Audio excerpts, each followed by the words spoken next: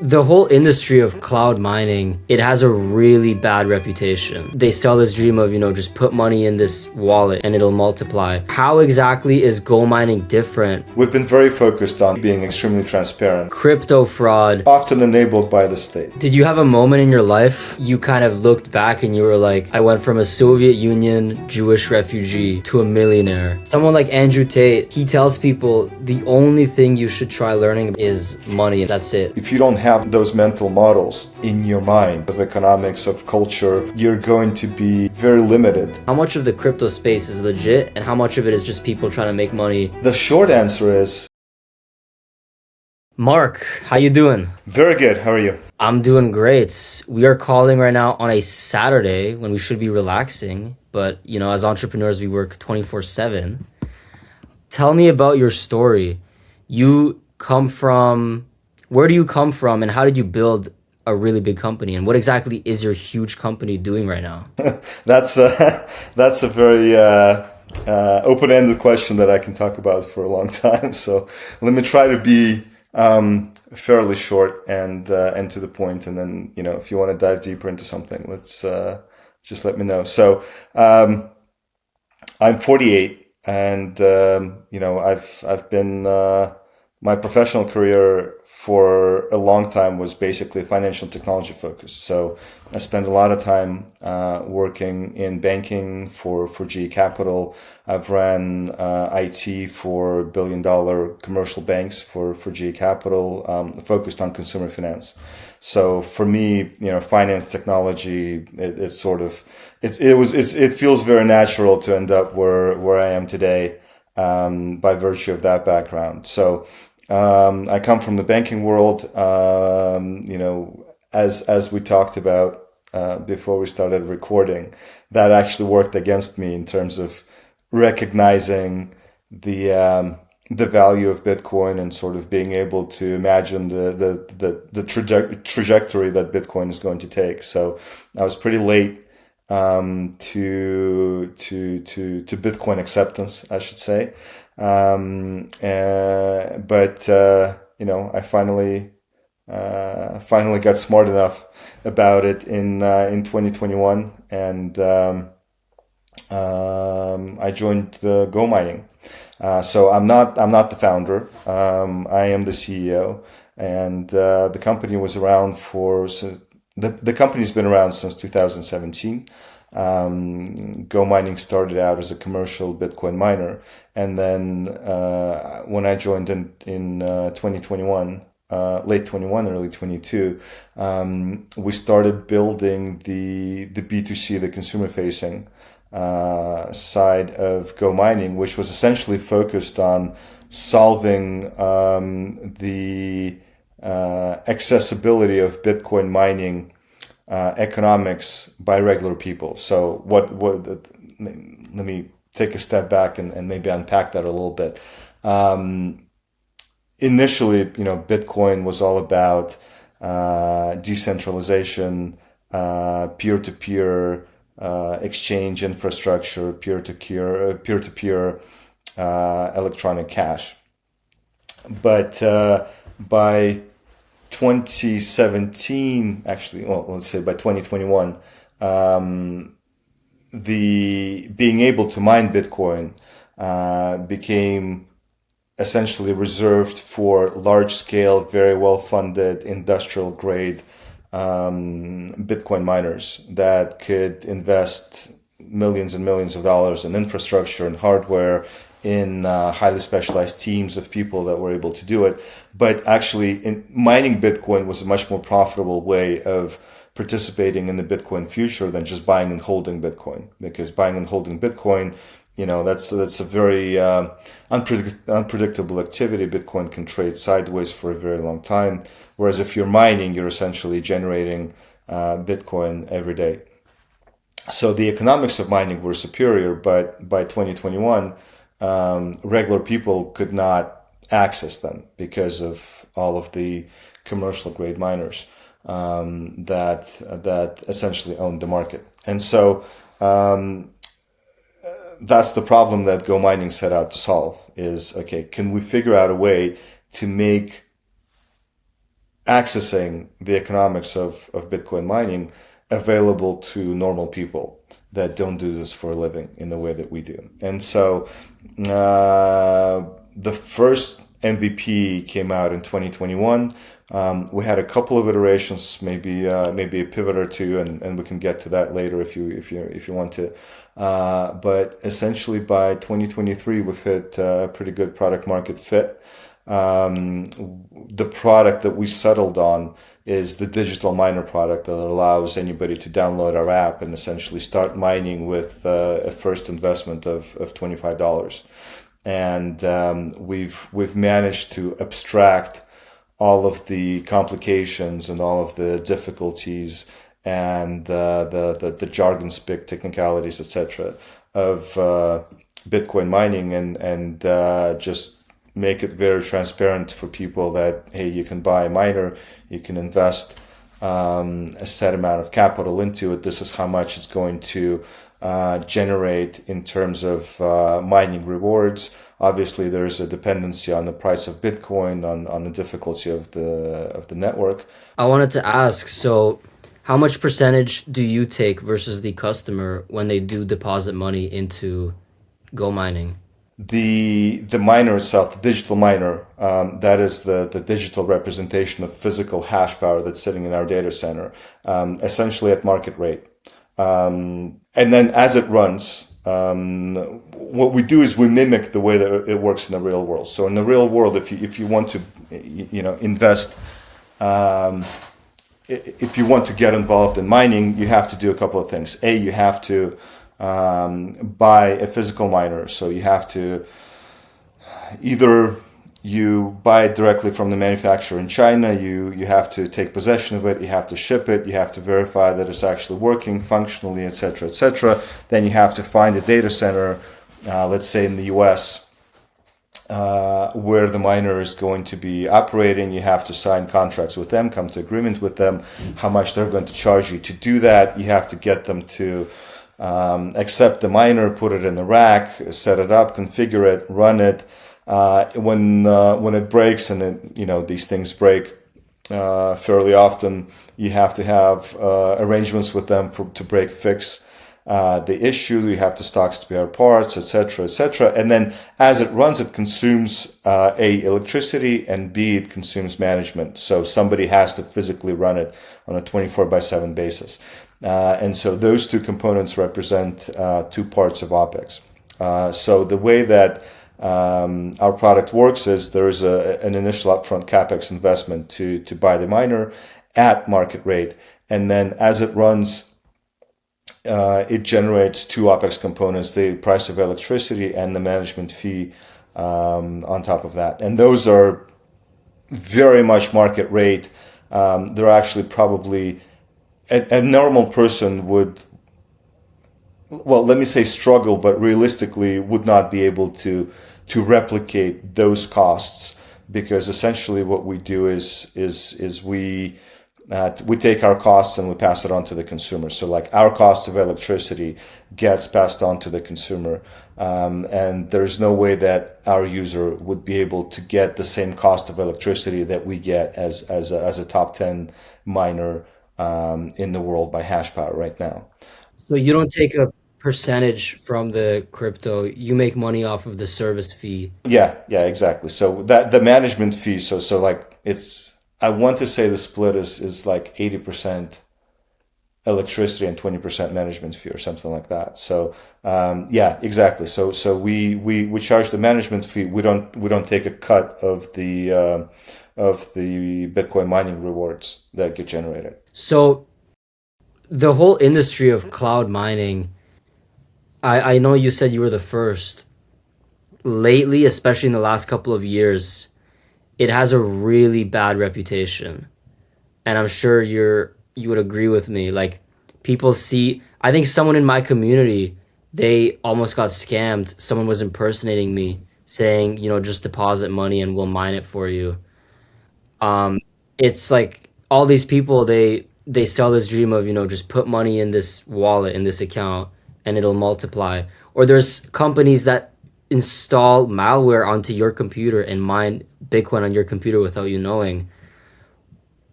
how exactly is gold mining different than all of these companies that have a bad reputation, that are preventing withdrawal, that are like misrepresenting their product? What makes your company different? Great question. So let me first correct a little bit the entry premise that we're not cloud mining.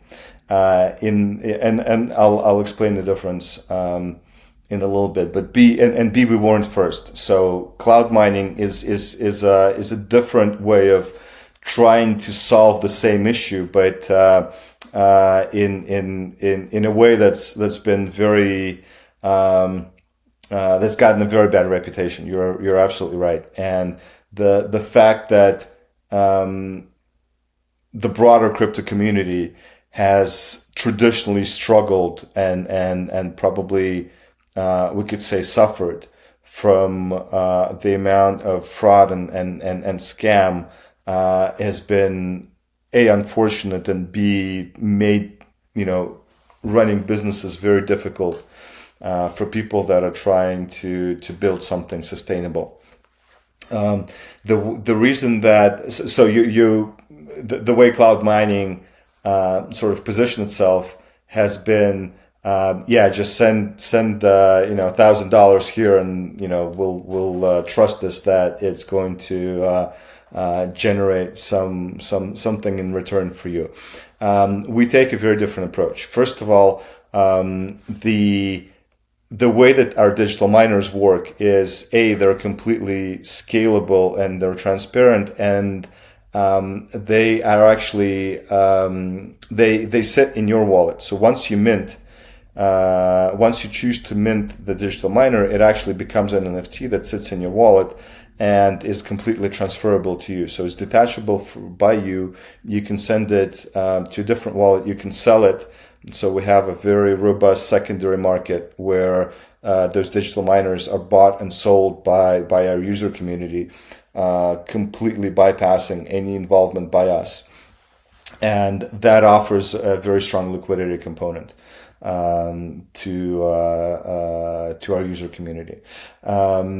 Secondly, we've been sort of not struggling, but we've been wrestling with this issue in terms of trust from day one, and it's a very difficult proposition to prove a negative. Like, how do you prove that you're not a fraudster? How do you prove that you're not an asshole? Well, there is no silver bullet to that, but we've been very focused on being extremely transparent with our community, and you can go back 5 years and look through the calls and the podcasts and the AMAs, etc., that we've done talking about what it is exactly that we do, why we do it in so and so way, etc., etc. And that track record that's now 5 years old is there as the best proof that we have that we're here focused on building long-term value for everybody, and it's been a great ride. Again, we talked about the way our user community is upwards of 5 million people at this point in the space of 5 years. We have over 500,000 digital miners that have been sold. We manage upwards of 15 exahash of mining capacity. So all of that is a track record of A, success, and B, transparency, and C, trust that our user community has blessed us with, really, because it is very, very difficult to cut through the noise and cut through the unfortunate stories that people are able to share. And get to a point where, hey, this is what we're doing, this is the value we can provide to you. But yeah, in the end, there's a very strong trust component that must come into play.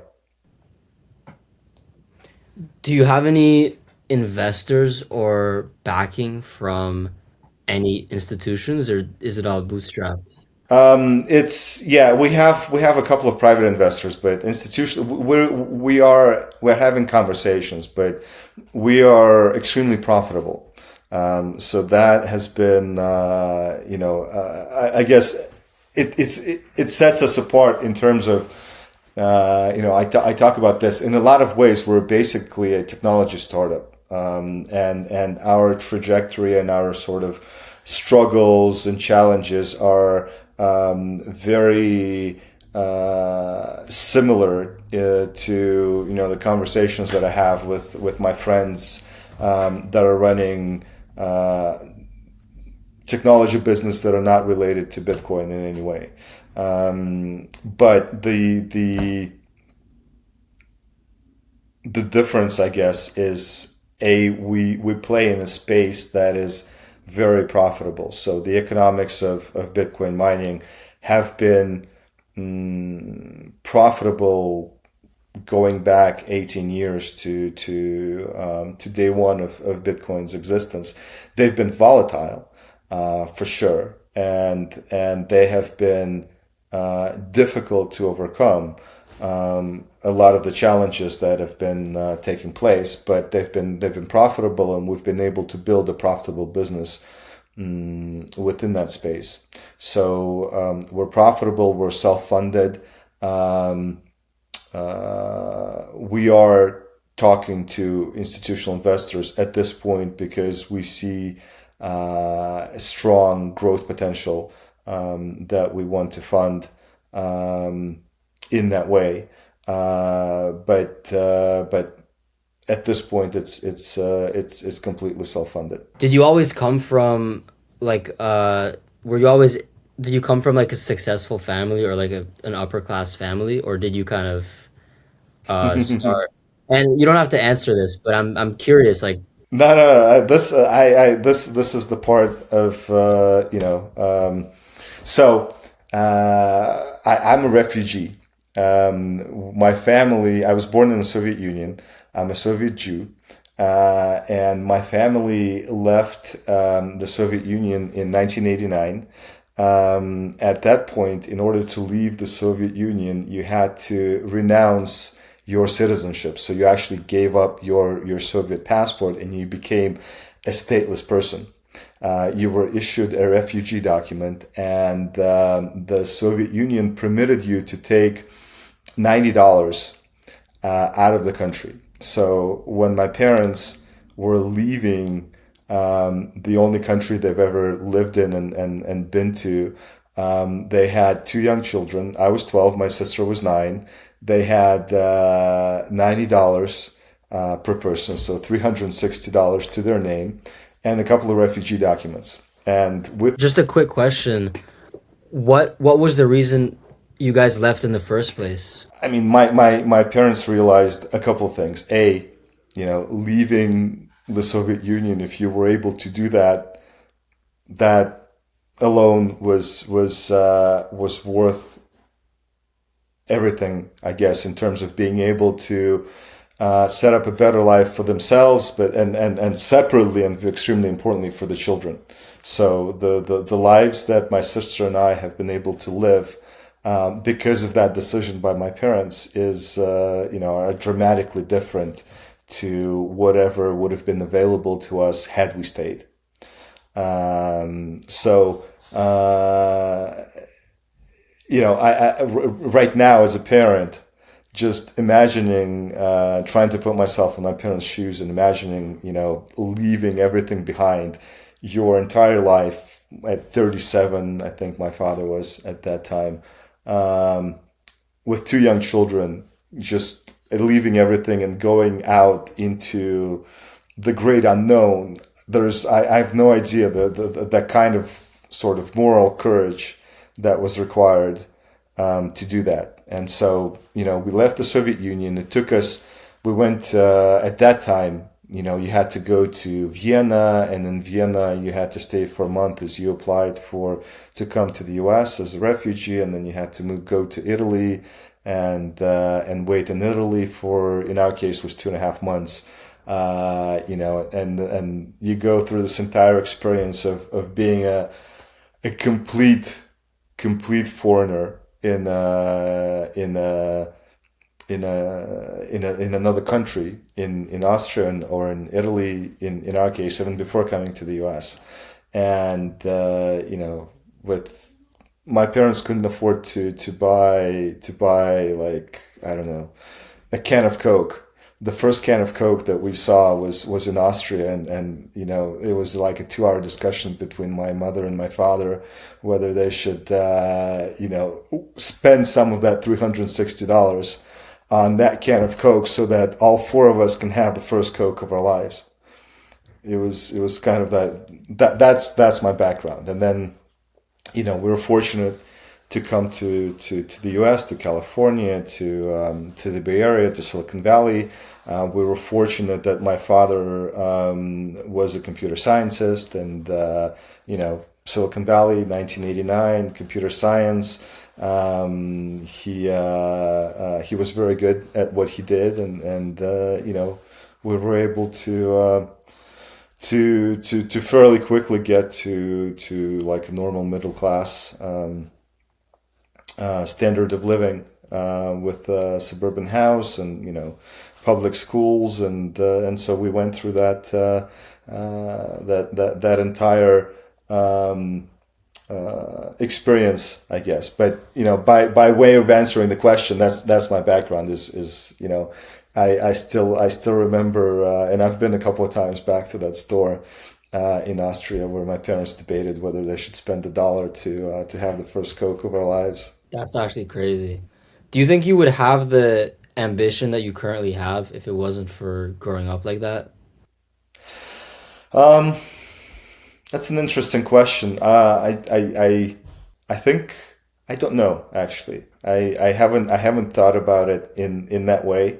Um, I think my ambition was always been just curiosity, and it's great when you wake up and you love going to work and you love what you do, and you love sort of the people that you do it with, and obviously that's not a situation that is available to you every day of your life. But if that's something that you strive for and you try to build that sort of environment, then that ambition is a very good driving factor to setting up a life that you want. Did you have a moment in your life where you kind of looked back and you were like, holy shit, I went from a Soviet Union Jewish refugee to a millionaire? Like, or I'm about to be super successful and I just came from this. Was it like a connection you made? Was it like the first business you started, the first big job you started? Did you have a moment like that? And what was that catalyst? Yeah, I did have a moment like that. So I was it was a couple of months before I turned 30, and so my life story is, I went to high school. I joined the U.S. Marine Corps out of high school, and I spent a couple of years, a year on active duty, and a few years on active reserve. But that was a great catalyst, sort of transitioning out of childhood and teenage years into an adult world. So actually, in terms of ambition and in terms of discipline, that's probably something that had the biggest impact on my life. So I wouldn't necessarily think back to, the refugee experience in terms of ambition, but the Marine Corps experience in terms of discipline and ambition in a good sense of the word. And so I started working in Silicon Valley in technology startups, and my background is in engineering. I've built e-commerce sites and firewalls and large scale networks and so on, prior to transitioning into the business side of IT. And so at one point, GE Capital was going into Russia, and I said, hey, I have a Russian background, I speak Russian, I'd like to go. And they said, well, great, get on the plane and go. And so, Wait. How were you in the same room as GE Capital? Because not everyone is just talking to GE Capital randomly. How do you get into a position where GE Capital says, "Hey, represent us in Russia"? yeah. Well, it wasn't representing GE Capital in Russia. It was working for GE Capital in Russia. But I was in Silicon Valley in one of the prototypical Silicon Valley startups that was a few years ahead of its time, working on network security and e-commerce security, and this was the late '90s. And I was doing hands-on engineering, building secure networks, building secure e-commerce solutions. And at one point, one of the biggest customers, the biggest account that the company was able to obtain was the GE account. And this was, again, late '90s. This was the heyday of GE, when GE was like a Fortune 3 company.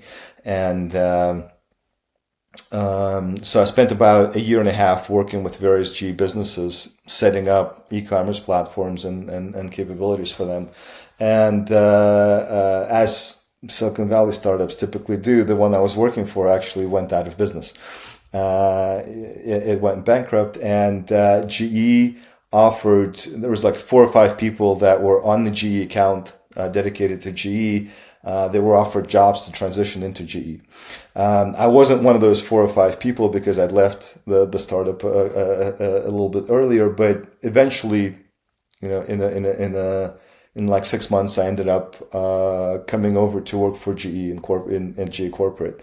And so I moved from California to Princeton, New Jersey, and that started my sort of eastward journey. So I spent a year and a half working for GE corporate in Princeton. Then I moved to Europe to work for the same GE corporate component in Europe, focusing on Eastern Europe. And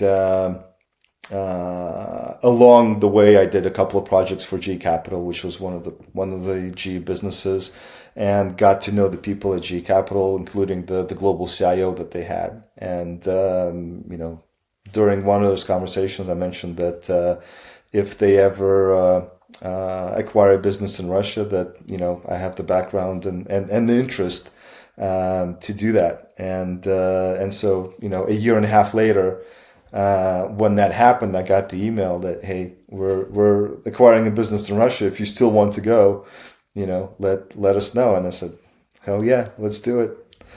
And so, but I mean, it sounds like it in a lot of ways that it is that easy. It is that easy. And in a lot of ways it is not, because in order for you to be in the room, and in order for you to have those conversations, you have to put in a lot of effort and have a certain track record of success, so that the right people are interested in keeping tabs on what you're doing and making use of your talents and your capabilities when the time comes. So I ended up in Russia, and it was 2004. The consumer lending business was growing about 50% a year. It was just an amazing time to be in the market. I think I worked for 3 years without. I took one vacation in those 3 years, and was doing like 6.5 day weeks for a very long time. But at the end, I became, not at the end, but eventually 3 years in, I became the CIO for the retail finance business of GE Capital in Russia, and that was a pretty big deal, both personally and professionally for me. At that point, it meant leading a team of about 150 people in IT, managing, 25, $30 million in terms of technology budget, and having a very direct responsibility for the success of a multi-billion-dollar business in an important market for GE. So that was the moment when I was offered that role. That was the moment, the aha moment that you talked about, that I experienced. Since then, I think I've had success professionally and personally. Probably, that was relatively more meaningful or a bigger deal, but it never felt it never felt as overwhelming as this first one was. So that was the first time in my life that I actually thought, yeah, I've arrived. Do you feel like you got lucky, or do you feel like you were exactly where you deserved to be at that time? Yeah, luck is always a part of it. But it is a necessary but not a sufficient component.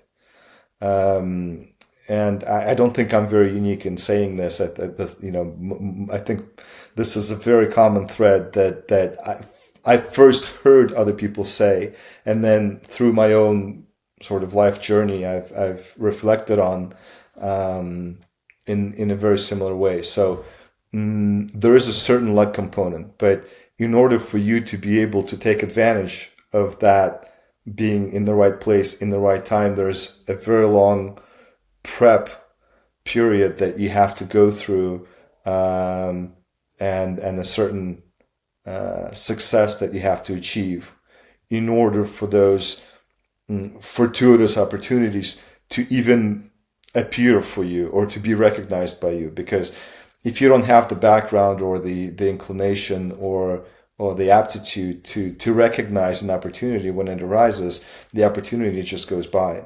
And being presented with an opportunity just flies completely over your head. So you have to position yourself. You have to put in the effort to position yourself to take advantage of opportunities. And then when an opportunity arises, that luck component, you have to be able to take advantage of it and make something meaningful of it.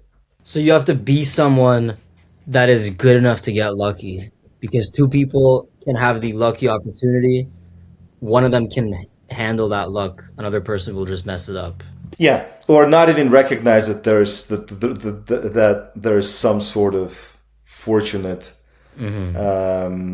confluence of events that you can take advantage of.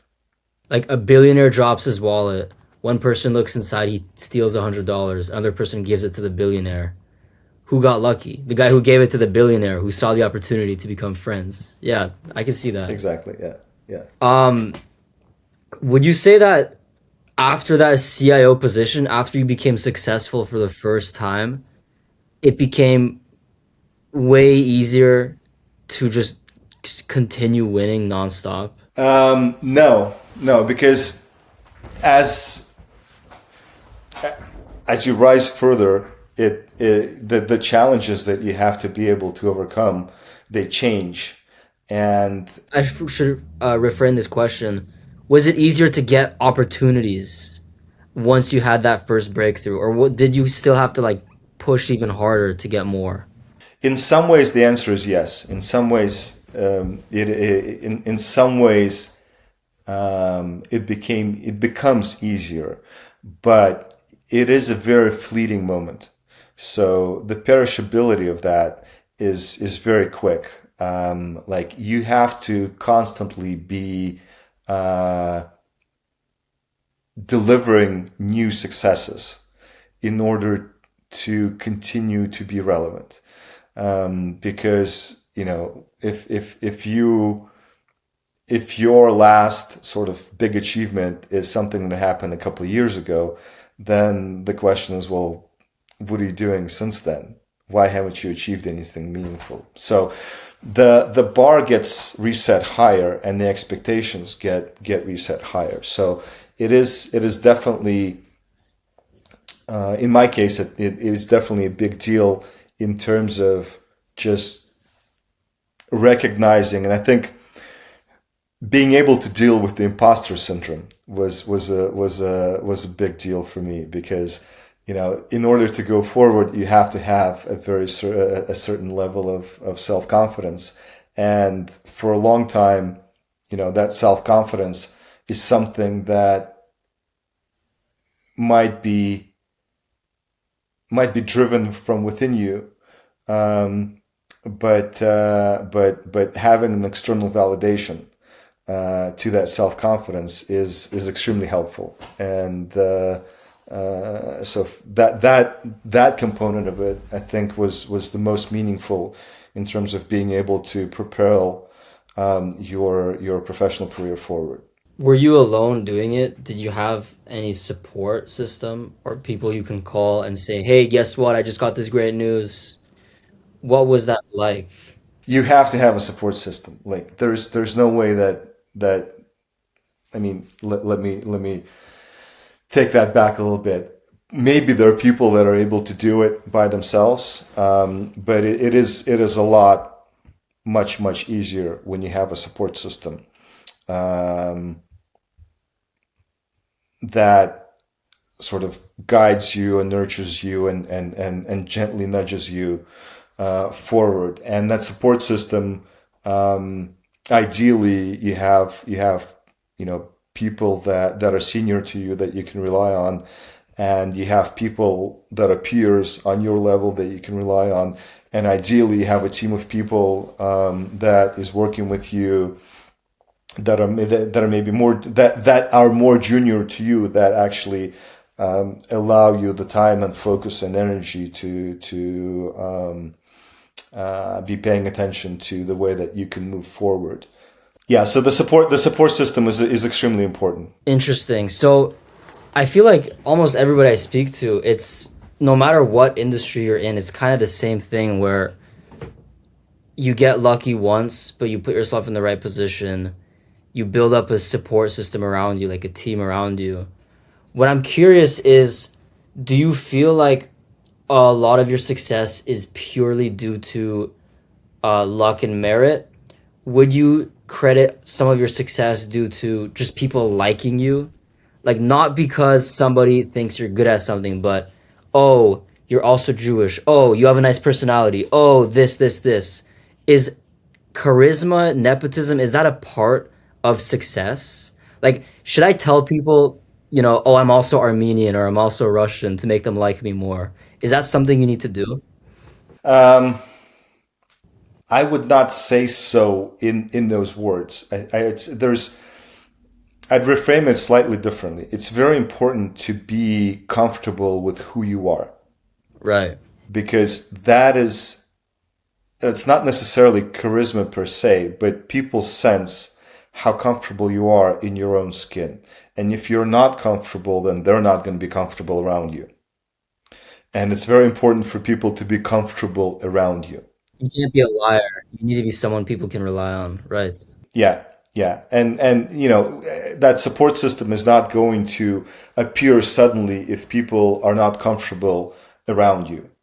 If Right. people are not comfortable having deep conversations with you, if people are not comfortable relying on you being there for them, relying on you maintaining confidence, etc., etc. So it's important to be comfortable in your own skin, and Does part of that entail being somebody, because a lot of these business people, they see someone like studying philosophy, or they see someone studying history, things that seem useless on paper, but then when you're having conversations with other people and you can be profound, you can say interesting things, you can connect with someone on a deep level.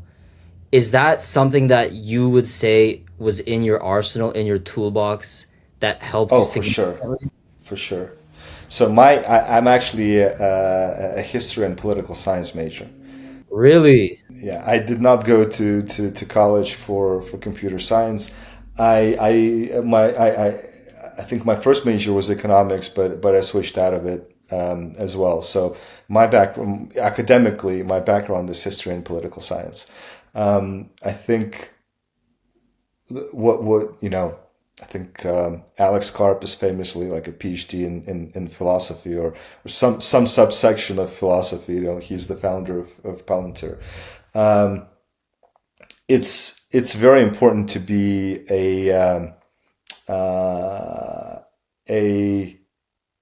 I don't want to say holistic person, but there must be something to you beyond just the job function that you perform. So I'd say, again, it's important to be comfortable in your own skin, including pursuing your own interests. Not because that makes you an interesting conversationalist. What makes you an interesting conversationalist is being an interesting person. And becoming an interesting person just means being curious and pursuing your curiosities. It doesn't mean that, you can think that you want to be, you want to have an understanding of medicine because you want to be able to speak to medical doctors. But if medicine is not your thing and you hate biochemistry and you hate biology, there is no way in hell you're ever going to get to a level where that, is feasible or makes sense. So I'd say that, becoming an interesting person that people want to have a conversation with, want to have a relationship with, whose sort of orbit and network they want to be in is what's important to get you there. But the path to get there is very different for every particular individual. And what I would focus on is just being honest with yourself in terms of what is it that piques your curiosity. What do you get a kick out of? What books are you reading at 3 a.m. even though you know that you should be going to sleep because you've got commitments in the morning, but you just can't put the thing down, and pursuing that for its own sake and for the sake of You need to pursue. pursuing that for its own sake because it makes sense for you as a holistic person, as a person that's comfortable in their own skin, is what will ultimately get you to the point that you want to get to. So that's interesting because this new wave of entrepreneurs, someone like Andrew Tate, he tells people the only thing you should try learning about and studying is money, and that's it. Don't study history, don't study philosophy, don't study, religion, theology, anything except for how to make money. And it's kind of like the worst thing possible because knowing everything about just one topic makes you worse at that topic, right? You need to know something. You need to know history. You need to know philosophy. Imagine you're talking to someone and you could pinpoint the psychology behind why he's saying something versus a marketer that only knows how to set up a ClickFunnels account or something, right? Yeah. Well, I mean, you've hit it absolutely correctly in my view, that you have to have, in order for you to be effective in the world, you have to have a broad understanding of how the world functions, not just the world of money, but the world of finance, of economics, of culture, cultural, the way cultures interact with each other, how people think, what's important, what's not important, etc., etc. So if you don't have those mental models in your mind, in your head, you're going to be very limited in terms of the problems that you can solve, in terms of the challenges that you can overcome. Like the guy that's very good technically at setting up funnels, if he doesn't understand, it's very difficult to be good at that job without understanding psychology that drives consumer behavior, the behavioral economics, etc., etc. So you can know which check boxes to check in order to get a particular result, but you will be very hard pressed to achieve something meaningful, even in terms of business results. So you can check the check boxes, but then once consumer behavior changes, or once your traffic sources change, you can't interpret that without having a broader understanding of how people think, how they approach, how they make their purchase decisions, etc., etc. So, without commenting on Andrew Tate as an example specifically, I thought that Jimmy Carr had a great take when he was asked about Andrew Tate, and I won't steal his thunder. I just want to point that out, that it's out there on YouTube, and anybody's if they're interested can hit that up. And I thought it was a very astute take on that particular aspect of influencer culture. It's funny you say that, because you just reminded me. I've made like billion-dollar connections, business connections in my field, and we didn't bond over business. We bonded over meeting in an elevator, talking about Jeffrey Epstein in World War II. Like complete like random stuff that has nothing to do with what's going on with our businesses. And it's like you just need to be an interesting person, like you said. And so many people, they miss that. And it's like, why would I want to even talk to you if there's no substance, you know? So I'm glad you say that. I thought you would disagree or something, but I'm glad we're on the same page. Actually, you do need to know things. You need to know a lot about everything. You can't just be like some pure business kind of person. Well, I don't think any I don't know of any successful person that is only focused on this one thing and one thing only, because maybe there are such examples. I just don't know who they are, but I know of many people that are very successful in the world of business, that have wide-ranging interests and hobbies outside of that world. And some of those might be interesting to you, and some of those might not. There's a whole lot of stuff that I couldn't be more bored with. But I think there's a very strong argument to be made for people being broadly capable, not just in a specific field where they're applying themselves in terms of business, but in a broader context, understanding the world around us. Actually, now that I think about it, I think the couple of clips that I came across of Andrew Tate, he has come across. I haven't heard the focus only on money clips, but he has a very broad background, and when he is talking to, I think I heard him talking to Piers Morgan, and he had very good command of history, and probably modern philosophy. At least that's the impression that I came away with. Plus chess. Chess is always a great way to exercise the mind, and so at just those couple of things, I think would fly in the face of the refrain that you only need to think about making money. Mm-hmm. What do you do when you make money? Like a lot of people, they work hard so they could either support their family or flex on other people, like brag to other people, look, I have a better car than you, look at all that. Actually, don't tell me about the money. I actually have a better question.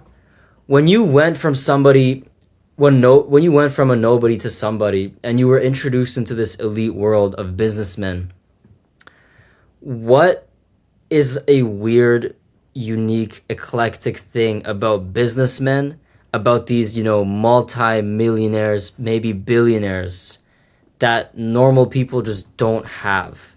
Are they like doing like Illuminati stuff? What is going on in that high level? Well, it's difficult. Very broad question. Yeah, yeah. I don't think it's possible to try to group a very broad group of people into one sort of category or scenario. I think what was amazing to me is talking about entrepreneurs, because there's different groups of people. There's entrepreneurs that start businesses. There's people that achieve high level of success in large corporate hierarchies, like for instance the people that manage GE or Nestle or Apple or whatever. That's a very different type of skill set, and very different type of psychological model and mental model from somebody that prototypically like Elon Musk, who has bet his entire fortune many times over on the strength of his vision from a business perspective. So if we take entrepreneurs as an example, as a group to focus on, what was amazing to me is when I first started to meet people like that the visionary aspect is just mind blowing. Like they're savants in terms of understanding of a particular market that they're functioning in, and what the market is going to evolve to 2 or 3 or 4 iterations down the road, and how they can, what sort of product they should be focusing on, how they should be positioning their company to be advantaged in that market at that particular point in the future. To me, that's some sort of God-given skill that some people just have and some people don't have. On top of that, they require obviously the wherewithal to believe in themselves, believe in their vision, to get there, operational skills to get there, leadership skills to be able to build a team of people that's required to get there in any meaningful company or any meaningful endeavor. But that sort of visionary aspect is just, it's mind blowing, and it's like pure entrepreneurial essence when you see it. And to me, that was probably one of the most amazing things. And sometimes those people are able to take advantage of that talent and build companies that are successful. Sometimes they're not. Some people probably are not born into situations where they even have an option to exercise that talent. But to me, that's probably one of the most amazing things that you can't explain. Like, it's much easier for me to explain, not to explain, but to process and recognize what it takes to become the CEO of Apple, or of another large scale company like Microsoft, because that is, there's a scientific aspect to it. Like, you understand how to establish career paths, and you understand how to manage through on your way there. But to be like somebody like Jensen Huang, or Steve Jobs, or Bill Gates, to be like 150% all in on your entrepreneurial vision, and you're just going for it, everybody be damned. And those three are known around the world, but there's thousands and thousands and thousands of people like that. that are setting up companies and running companies and so on. And I think one of sort of the aspects that one of the upside of being successful in what you do for me is actually being able to meaningfully work with people like that. Would you consider yourself like an entrepreneur? Because you said you're not the founder of GoMining, you're the CEO. So you kind of see yourself as a someone that climbed up the ranks, or do you still see yourself kind of like an entrepreneur? I'm half and half. Let's put it that way, because I don't have that visionary entrepreneurial vision, but I have taken the leap of leaving a very comfortable corporate role at GE and going through the entrepreneurial journey and setting up my own startup and running it for 3.5 years. And that is a very important rite of passage to be able to be effective with what I'm doing now, because there's a very limited subset of people that have gone down the entrepreneurial sort of rabbit hole or whatever you want to call it, of if you've never been in a situation where you have to take money out of your own pocket to make payroll,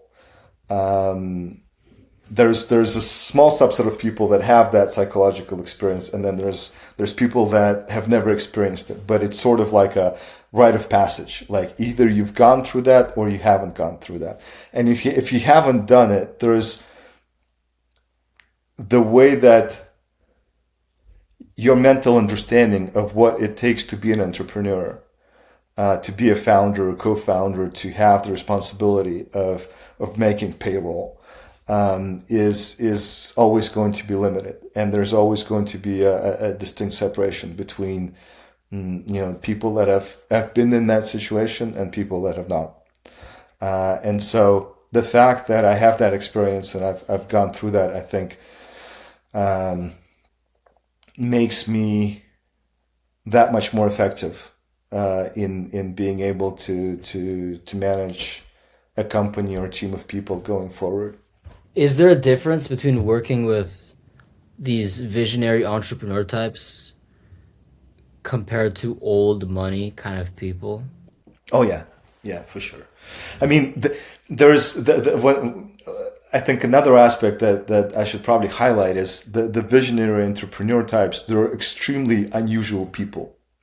Like it probably, when God gives you a lot of something, there's maybe some balance that becomes missing. So They're missing something interesting. yeah, it's not that they're missing something, but they're usually unusual people. Right. They're usually unusual people, yeah. So there's stories going around again about Steve Jobs or Bill Gates or every sort of, or Andrew Carnegie or John Rockefeller, whenever anyone that you can, or Elon Musk famously. Everyone has very noticeable idiosyncrasies about them. So this is probably something that doesn't get a lot of attention, but working with those visionary types is not, it's not like you're sitting somebody next to somebody and they're just delivering God's gospel to you. That gives you the ability to see three steps ahead. It's a lot more complex and a lot less straightforward in the way that you deal with it. So it takes a level of professional maturity, personal maturity, to be able to build those relationships in a sustainable way and manage them in a constructive and sustainable way going forward. So But yeah, that's absolutely different from somebody coming from old money because, um, well, in every aspect, usually, I think it is possible, definitely, for people coming from old money to have that sort of sprinkle of prescience applied to them. But even then, the life path of somebody that had to take a chance entrepreneurially and rely on their wits and their capabilities to get to a point where they are have been extremely successful is very different, and it forms a different type of person than somebody that comes from a different background who might have been extremely successful as an entrepreneur, but their starting position was completely different. And so that life path will end up creating or forming a very different type of person. To be a self-made man, by default, you have to have something either wrong with you or different with you that forces you to push harder than anybody else to escape kind of where you're in right now and make it into these upper echelons of society. I don't know if escape is. I mean, there's certainly a lot of people for whom escape is a big driving factor, but I think there's also a lot of people that where escape is not necessarily the biggest motivation. Drive and passionate about what they're doing. Yeah, yeah, just hey, being the best. I mean, it's human nature to want to be the best at what you enjoy doing.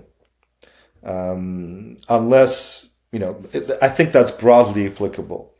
And then oftentimes people end up in a situation where, their job, what they're doing is not something that actually drives them, that actually piques their interest. So it's very difficult, it's probably impossible to be very good at something that is not a very meaningful interest to you. Regardless of other motivations, just intrinsically, it's not possible to be.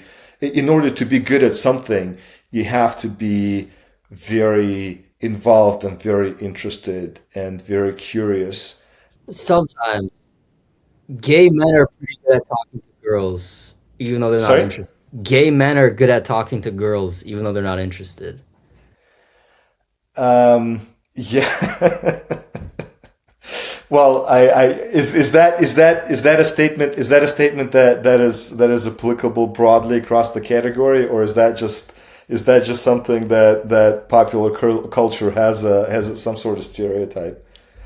I mean, every gay guy I've ever met famously has like a lot of female friends. It's like a thing that happens. Not to make this too off topic. Um, I don't know. I haven't thought about that. What's your statement on that? But I think in terms of the broader discussion, it's very difficult to be good at something that you don't enjoy doing. So I agree. if the driving factor is just interest in your field of study or interest in your field of work or interest in what you're doing, then I'd say that's probably the most sort of applicable driving force in terms of getting people to a certain level of success. Now, it's possible that people are very, very different, and unfortunately, if somebody that's born into a situation where they're meant to be, a great research scientist, but they're born in a situation where their family is struggling in poverty and they don't have access to education, et cetera, et cetera. It's very difficult to think about, the laws of the universe when they have to figure out how to feed themselves. So That's what I noticed. I feel like if you have to be an entrepreneur, if you have to struggle to get to where you are, and I'm an entrepreneur. Like I built my platform, I built what I have. And even I say this, every rich person that I've met that is fun to be around, they're generally like they're nepo babies. Like they've never had to work as hard as an entrepreneur. Entrepreneurs, they're kind of forced to put their mindset in like a 24/7 fight situation, or a lot of the time it's harder for them to take time off. It's harder for them to do stuff that's like I wouldn't say it's a fight thing. I'd say it's like an passion. obsession. Like it's Yeah. passion. Yeah, it's passion. Like if it, your company is always your baby. Like it's passion about your baby. Like Yeah. like if you talk to a parent, they can talk your ear off for hours and hours about their kid who is not that interesting to anybody other than them. But in their world, and I'm the same way. I can talk about my 2-year-old, for hours and obsess over, every little smile and every little thing that she's done. And to founders, to entrepreneurs, their companies are exactly the same. So it's not that they have to; it's that's what drives them. That is what is interesting for them. And then when you're successful, success begets success. So the more success that you achieve, the more fun it becomes for you. Once you get past a certain level of basic foundational success, it becomes more and more fun in terms of what you're able to do and how you're able to do it, and that again drives your focus and drives your passion. So think about how fun it is for Jensen Huang with what NVIDIA is doing right now. I mean, he's famously working all the time. He said, he's thinking about work pretty much every minute that he's not sleeping. On the other hand, he has probably more tools and more optionality available to him than anybody ever in the history of mankind. And that I realize that's a very broad statement, but I'm just struggling to sort of come up with somebody that could have been in a better position than him at some point. I wanted to ask you, as someone that's, really intertwined in the whole crypto sphere community and environments. And I know I'm a big fan of asking broad questions, as you can tell. How much of the whole crypto space is a scam? How much of the crypto space is legit, and how much of it is just people trying to make money within a year and then disappear? The short answer is it's broadly reflexive of society. Let me take a step back. Let me take a step back and like going back to my history and political science background. Large scale societal constructs are very reflexive of the broader society. So like the armed forces, the army, will broadly reflect the society that they come from. So this is why the U.S. armed forces are very different from Russian armed forces. Russian armed forces reflect, and the way that the way they carry out, the way they carry themselves, the way they carry out what they're doing in Ukraine, for instance, is broadly reflexive of Russian society and the way the U.S. forces function. Sorry? Incompetent? Well, I don't want to get you in trouble. You don't have yeah, to. I'm not talking about competence. They have a lot of competence, but it's their point of view is very different. Right, And right. they started off in a very different mindset. They've evolved to a very different point of view where they are now. I think, but my point wasn't necessarily about success, but the way that they I understand where you're coming from. Yeah. But you mean culturally, the Russian armed forces represent Russian culture as a whole.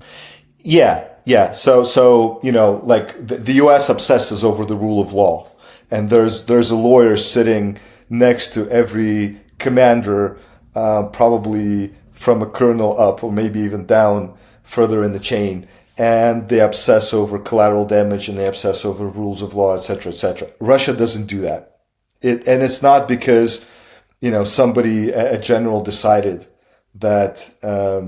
We're not going to do that. It's because in Russian society, the rule of law means a very, very different thing. And the way the armed forces functions is similar. So when we get to like a broad societal construct, like the way is the U.S. economy reflects versus a European economy is reflexive of the way that U.S. culture is different from the European culture. Like European culture is more bureaucratized, more rule based. I mean, the European Union has a regulation for the bend of the banana that is allowed to enter the European market. To somebody, I don't even know if that's a joke. it's not a joke. No, Are you serious? I am serious. Yes. It's part of their trade agreement with Latin and South America. I'm not sure who's part of that exactly which countries are part of that trade agreement, but yeah, they have a regulation on that. Or just recently they passed a regulation where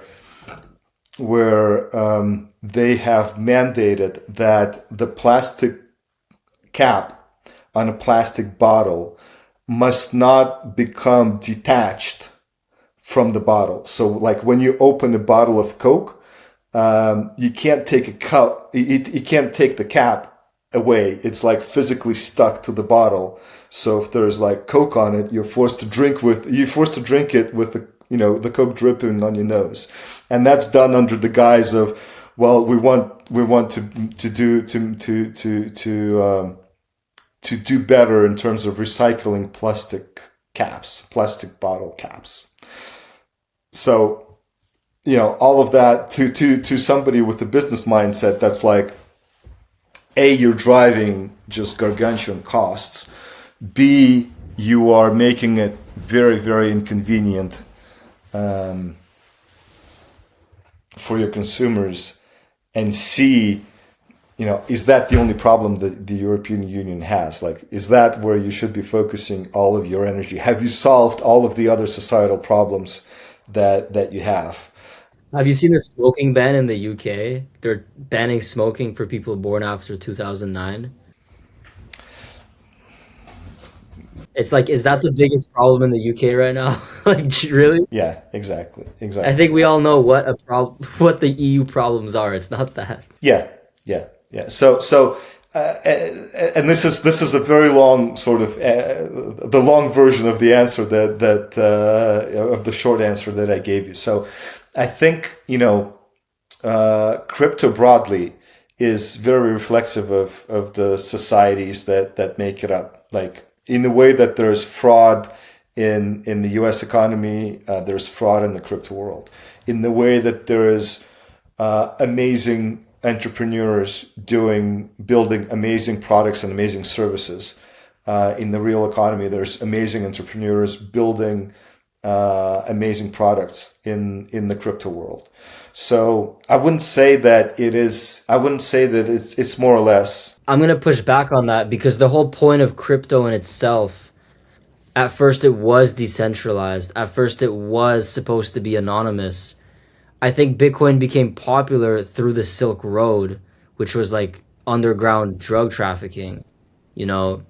So society as a whole, yes, but there's also the history of crypto in itself. It is a lot of this underground, literally crypto, like hidden cryptography. Would you say because of that there's more scams, there's more fraud in the space compared to like That's not my view at all, to be honest, because I don't think it became popular because of Silk Road. I think Silk Road made use of something that was available, and the people conducting criminal activity are always sort of the first and best, most bleeding edge adopters of every new technology that is available. Like the people that know the most about mini subs and underwater sea drones are people running drugs for cartels. Like they are the most advanced users. They were the most advanced users of drones before the Ukrainian war started. Like if you wanted to find the most advanced drone operators, you would go there. So they by definition they're always because their margins allow them to experiment with every new technology that comes out into the world.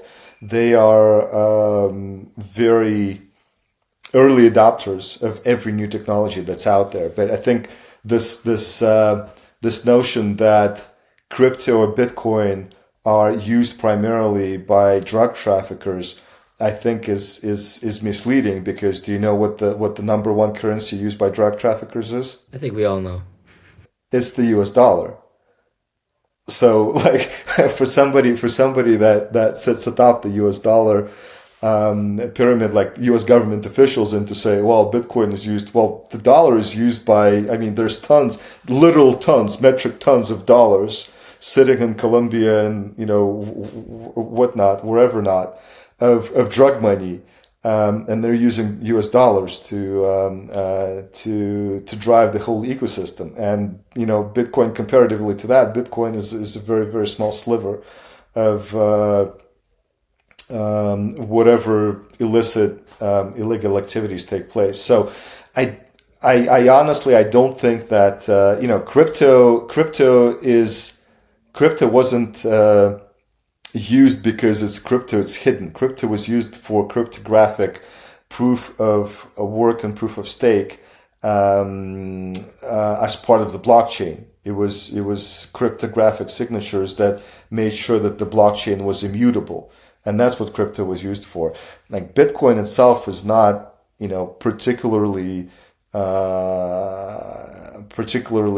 privacy obscuring.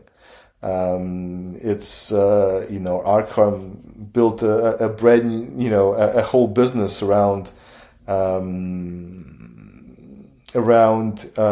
piercing whatever privacy that the crypto world has.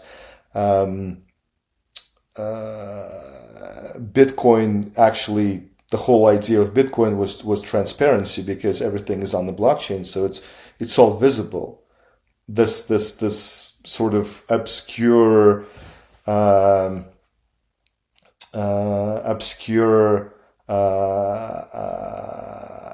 anonymized component is not really in the Bitcoin ethos per se. Otherwise, a public ledger is a very bad way of hiding illicit assets. So you don't think the first people that were using crypto on a large scale were people that couldn't use dollars, couldn't use traditional payment processing because they didn't want it associated with their name? I think the people that created Bitcoin and the user community around Bitcoin that drove Bitcoin into what it is today does it for a very different set of reasons and incentives than the people that you've mentioned. Has somebody used it for illegal activities? Sure, absolutely. In the same way that somebody's, that the dollar, that foreign aid has a huge humanitarian component in the world, but I'm sure some people have used it to hide illicit gains or to commit fraud and abuse, etc., etc. But that doesn't invalidate the idea of foreign aid. It doesn't invalidate the idea of Bitcoin. Whatever technologies is available, drug traffickers use drones, but first responders also use drones to deliver aid and critical medical supplies to people in disaster areas. So, should we say that drone technology is meant to aid Drug trafficking? No, it's technology. Are bad people using it? Yes. Are good people using it? Does it have uses other than outside of illegal activities? Yeah, certainly. And I think, the story of Bitcoin is exactly the same way. For every example of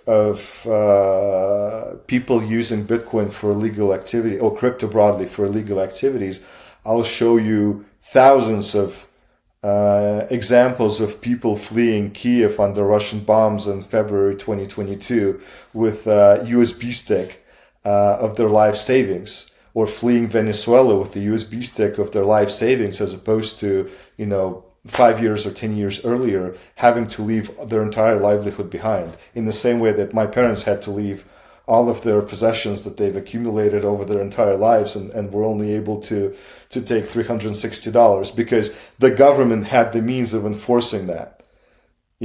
Today, my father would open a Trust Wallet app on his phone and send it and send his life savings to a trusted person somewhere. So to me, that's what crypto is about. It's actually allowing normal people that are not criminals to keep possession of their life savings, because otherwise, if crypto wasn't there, the border guards at the border of Ukraine would have been taken a 50% cut of all of the dollars, of all of the physical dollars, the cash that people fleeing Ukraine would have been trying to take out of the country. I'm not saying I disagree with you, but the examples you gave, they were all examples of people hiding from their governments, hiding things from their government using crypto, which shows that crypto as a currency, it does have this dual purpose of preventing an authority from seeing the money you have, from confiscating it, which, like, by default, that would be like illegal activity. Like, even if you're Colombian or fleeing Ukraine, you're by default hiding your assets from the government, which gives crypto, makes it way easier than something that's trackable. I'm not saying I'm against it, but if the currency in all the examples you just gave is being used for illicit activity, wouldn't that just mean by default crypto would be used for illicit activity more than something that is public? Well, in the case of Ukraine, for instance, it's not that they were trying to hide it from the government. It's that the government completely collapsed in its ability to protect their savings. So, like, people fleeing bombs falling on their heads and trying to take their life savings with them is not somebody trying to hide from the Ukrainian government. It's actually people trying to take their families out of a war zone. And whereas, previously they'd be carrying cash that would be subject to marauders or corrupt border guards robbing them of it, as was the case in Iraq, as in every conflict. This is like going back to history. This is what happens.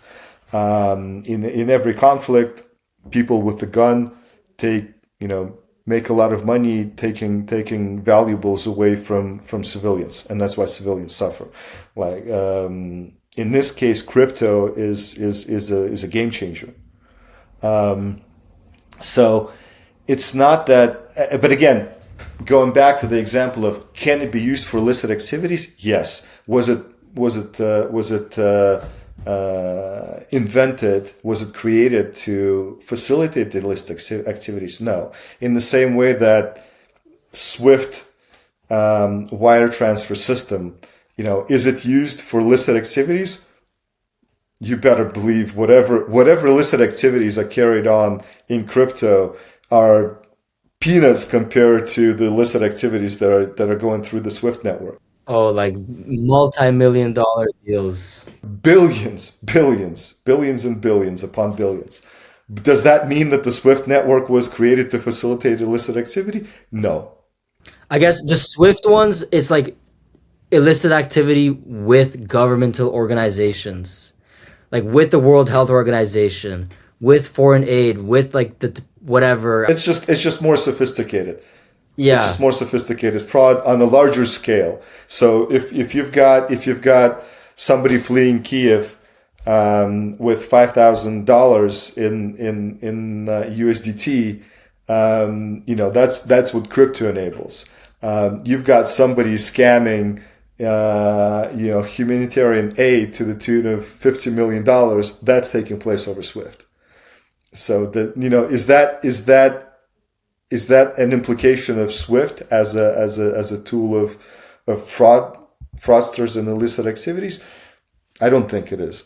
So I guess the dichotomy between crypto and Swift and regular payment trackers, payment processors, is that the fraud that happens on these larger processors, these commercial processors, this is fraud under the nose of the state, of any state that's going on.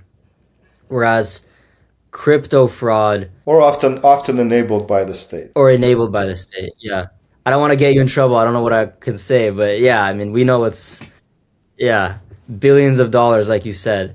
Whereas crypto stuff, the reason why bad things could happen is often because the state is not involved. Or because the state has a purpose of actually preventing people from being able to, maintain whatever savings they have. So let's put it this way. It protects you from the state, but it also doesn't protect you at the same time, right? Well, it gives you an option. So let me maybe phrase it in this way. Before crypto, the way that only high level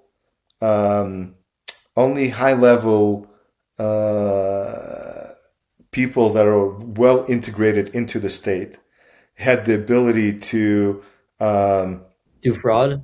well, not do fraud, but like swift wire transfers were only available to state entities and very sophisticated, financial operators, some of which committed fraud, some of which were involved in fraud, right? But a normal person, a regular person, was limited to basically carrying cash in their pocket. And all of the difficulties that were involved with that, being subject to, physical robberies, being subject to whatever scenarios. Crypto actually democratized access to an abstracted payment system. Not payment system. Well, going back to Bitcoin's original promise is the peer-to-peer electronic cash system, right? That is not subject to the whims of, a government that can shut down a payment processor, like we've seen in Canada, for instance, during the truckers process, during the truckers protest, which was just mind-boggling to me, because I always thought of Canada as this, by the book, sort of libertarian in a good sense, by the book, orderly process that society was built around. And then out of the blue, just somebody decides, hey, we're going to debank and disenfranchise people because we don't like what they're saying in a Western democracy with free speech protection. It's libertarian in the sense that anybody can come to Canada, and then everything else is like, no rights to do anything. Now it's like echoes of Soviet Union, like strong echoes of Soviet Union. It's crazy.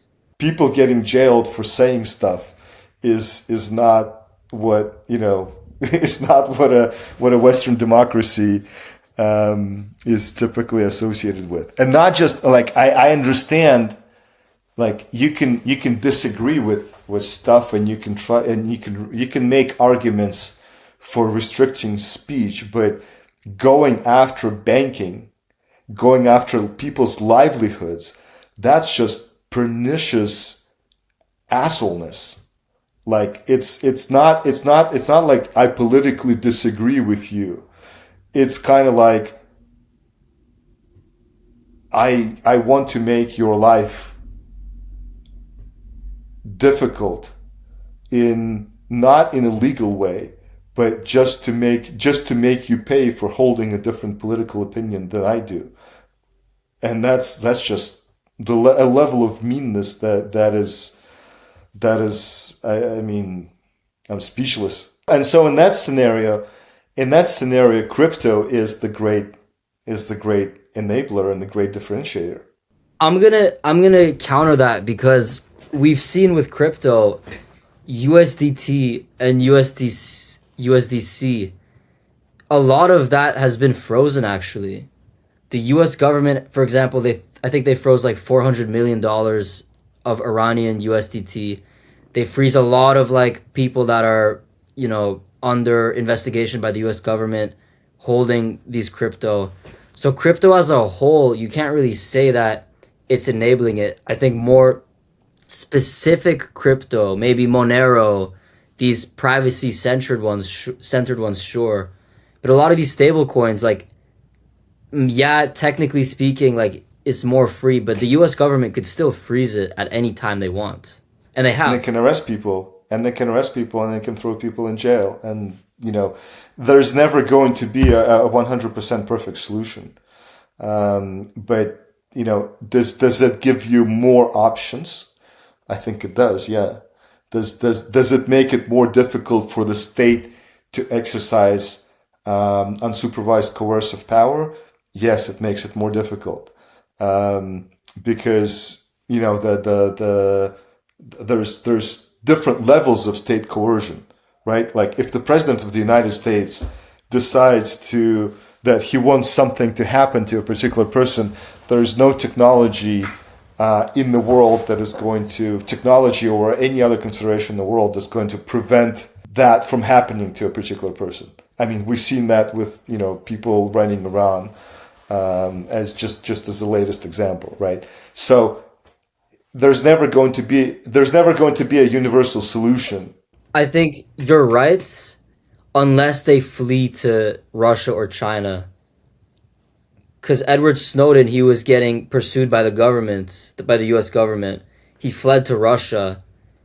Same with Bashar al-Assad, he fled to Russia. And the US government, I guess they could technically, they have space lasers. They could point a laser at him and blow him up if they wanted. If they wanted, they could take them out. But that would start World War III, just like directly, just... No, it wouldn't start, no. It wouldn't start World War III. I mean, they wouldn't, if they wanted to, they could. And the way they would do that is they would just spend a little bit of money, a little bit in relative term. I mean, if those guys are living in Russia and some dude in Russia gets $50 million to go and come up to one of them, that's an option that's available, and you don't have to start World War III. You don't have to do space lasers. There's options available, but that's sort of the extreme example. But to somebody like to get back to the truckers, for instance, if to freeze a bank account would take like the local police chief to send a letter to the local bank branch that has the account, and that coercive decision can be made at that local level, at the level of a local police chief. To freeze USDT assets would take a signature of the U.S. Treasury Secretary. If the U.S. and I'm sorry, if you're on the shit list of the U.S. Treasury Secretary, there's nothing in the world that's going to protect you from that. The only protection that you have is not getting on that list. If you're on that list, crypto is not going to help you. But there's a huge gap between, the local trucker protest and the U.S. Treasury Secretary signing an order to tether to block your crypto. I can see your points. Doesn't that also centralize a lot of power? It does, but it's everything is relative. Is there centralization? Yeah, but it's always been there. I think crypto adds a decentralization aspect. Is it universal? Is it 100%? Does it cover 100% of situations? No, but is it better for normal person than before it was around? I'd say so. Yeah. I'm putting you in a very difficult. I'm basically forcing you to defend all of crypto right now. So I'm sure you didn't expect that. Look, like I said, for 10 years I was sort of I was at arm's length saying that this is not.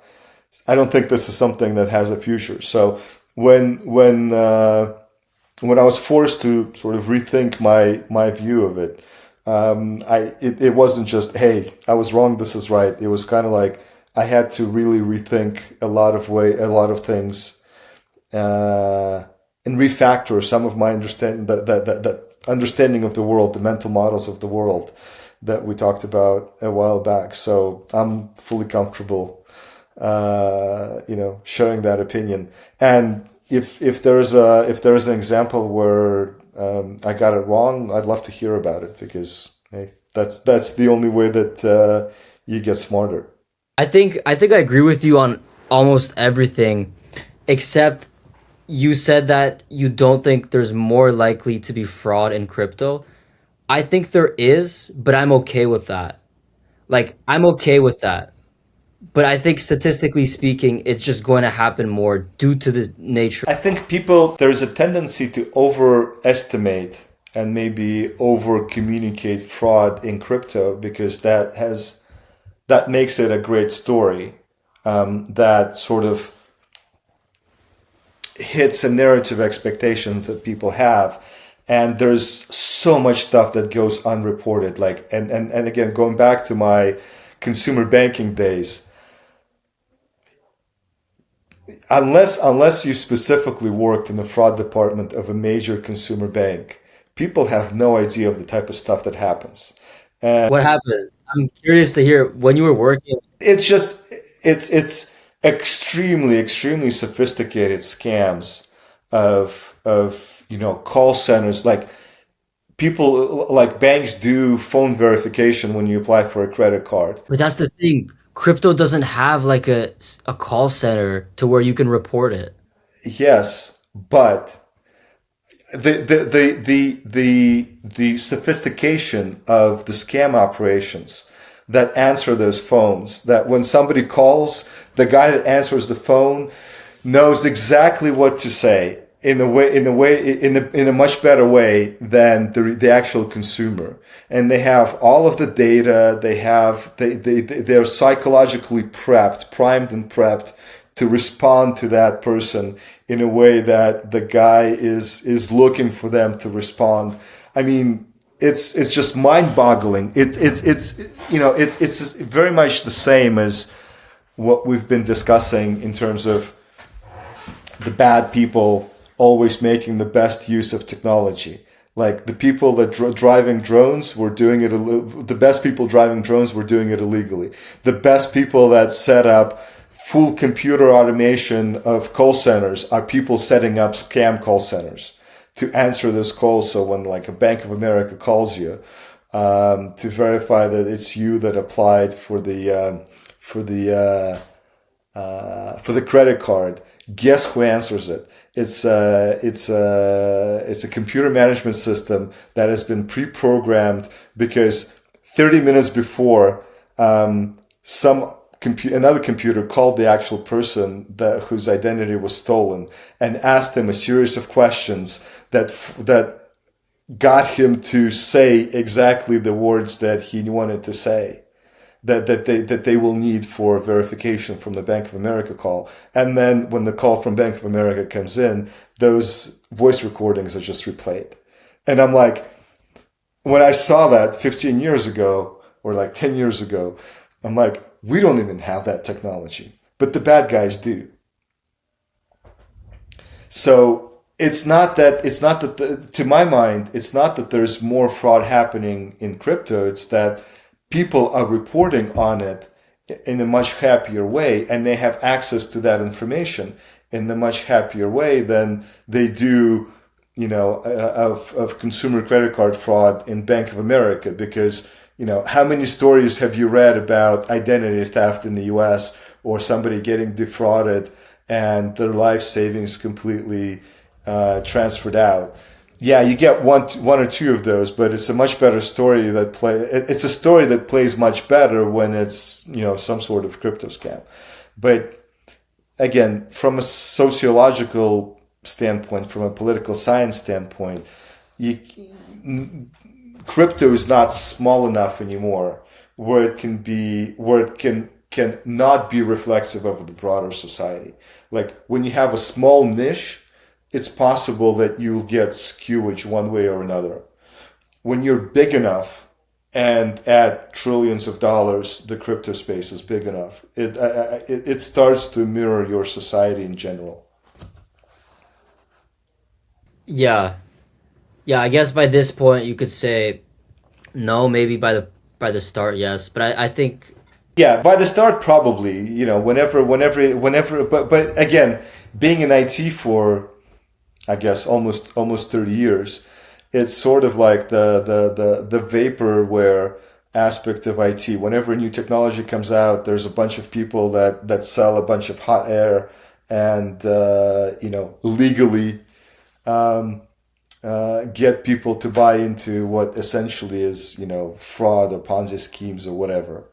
And then inevitably, the technology gets hyped. Inevitably, there's a bubble. Inevitably, the bubble goes burst. Inevitably, it drops. The valuation drops of the market. Inevitably, people lose money. And then inevitably, in 5 or 10 years, they figure out the actual use case that's applicable to the real world, and it becomes a normal part of the industry. And I think the same thing happened with crypto. Is in the beginning there were all sorts of shady people. And people just genuinely trying to figure out what is the real world applicability of this new, technology, this new capability. And at some point it got hyped. At some point, people unrealistically invested money into it. At some point it crashed and people lost money.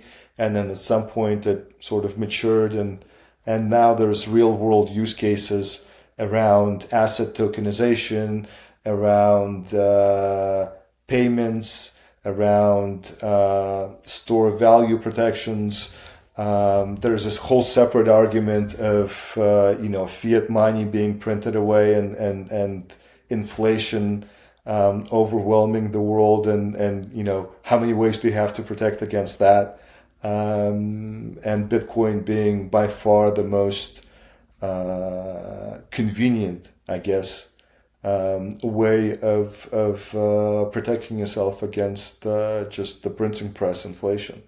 So that's a whole separate argument that might take another hour. yeah, I own crypto. I think crypto is a really good asset to have. But I own crypto, own stocks, diversify, obviously.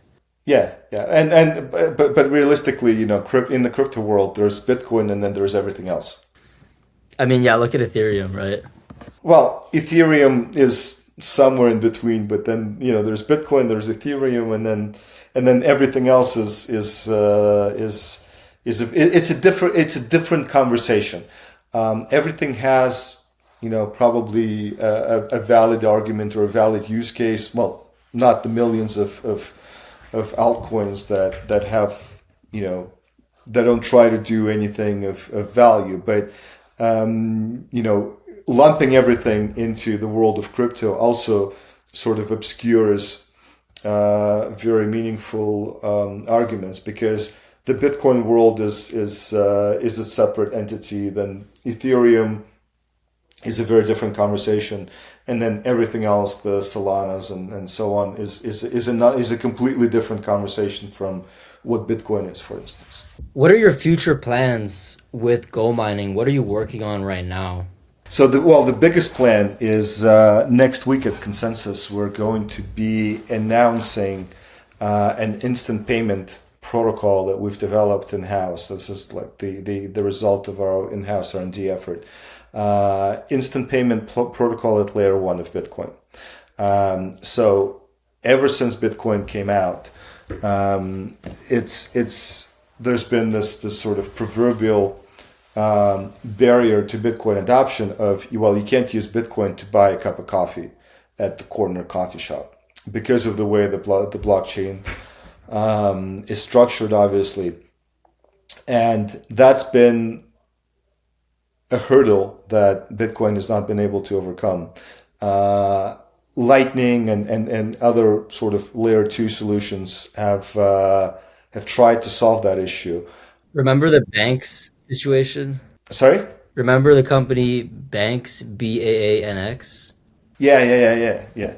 So there's been different approaches to solving that issue, and for one reason or another, it hasn't been solved. And generally, the approach that people have taken is to try to solve it at layer 2, so to create some sort of synthetic wrapper to take the solution up from layer 1 to layer 2 and try to solve it at layer 2. We've created a way to facilitate instant payments in Bitcoin at layer 1 natively without any wraparounds, any wrappers, any layer 2 solutions. And so we think that in terms of driving Bitcoin adoption and facilitating sort of the next stage of development and growth of the Bitcoin ecosystem, that is sort of the biggest contribution and the biggest change that we're going to be introducing into the world. We're rolling it out as a payment protocol, so it's not something that is by GoMining for GoMining. We're following, I guess a good example is the Uniswap model. So the Uniswap protocol is broadly available. There's SDKs, APIs that allow anybody interested to implement the protocol itself. Uniswap does a reference implementation. We're going to be doing that as well. But broadly, we want the payment protocol to be fully accessible to the community. We'll build the APIs, we'll make the SDK available, and we are looking forward to Bitcoin sort of adding that missing component of actually being a means of payment for everyday goods. I'm actually curious, are you partnered with Visa and MasterCard, or how does Bitcoin just turn into cash? Right. So we're not partnered with business and with Visa and MasterCard. In fact, Bitcoin payments are probably going to be. I don't want to say in competition, but they're going to be an alternative to Visa and MasterCard. So the way that we see the protocol working is if a merchant accepts Bitcoin payments,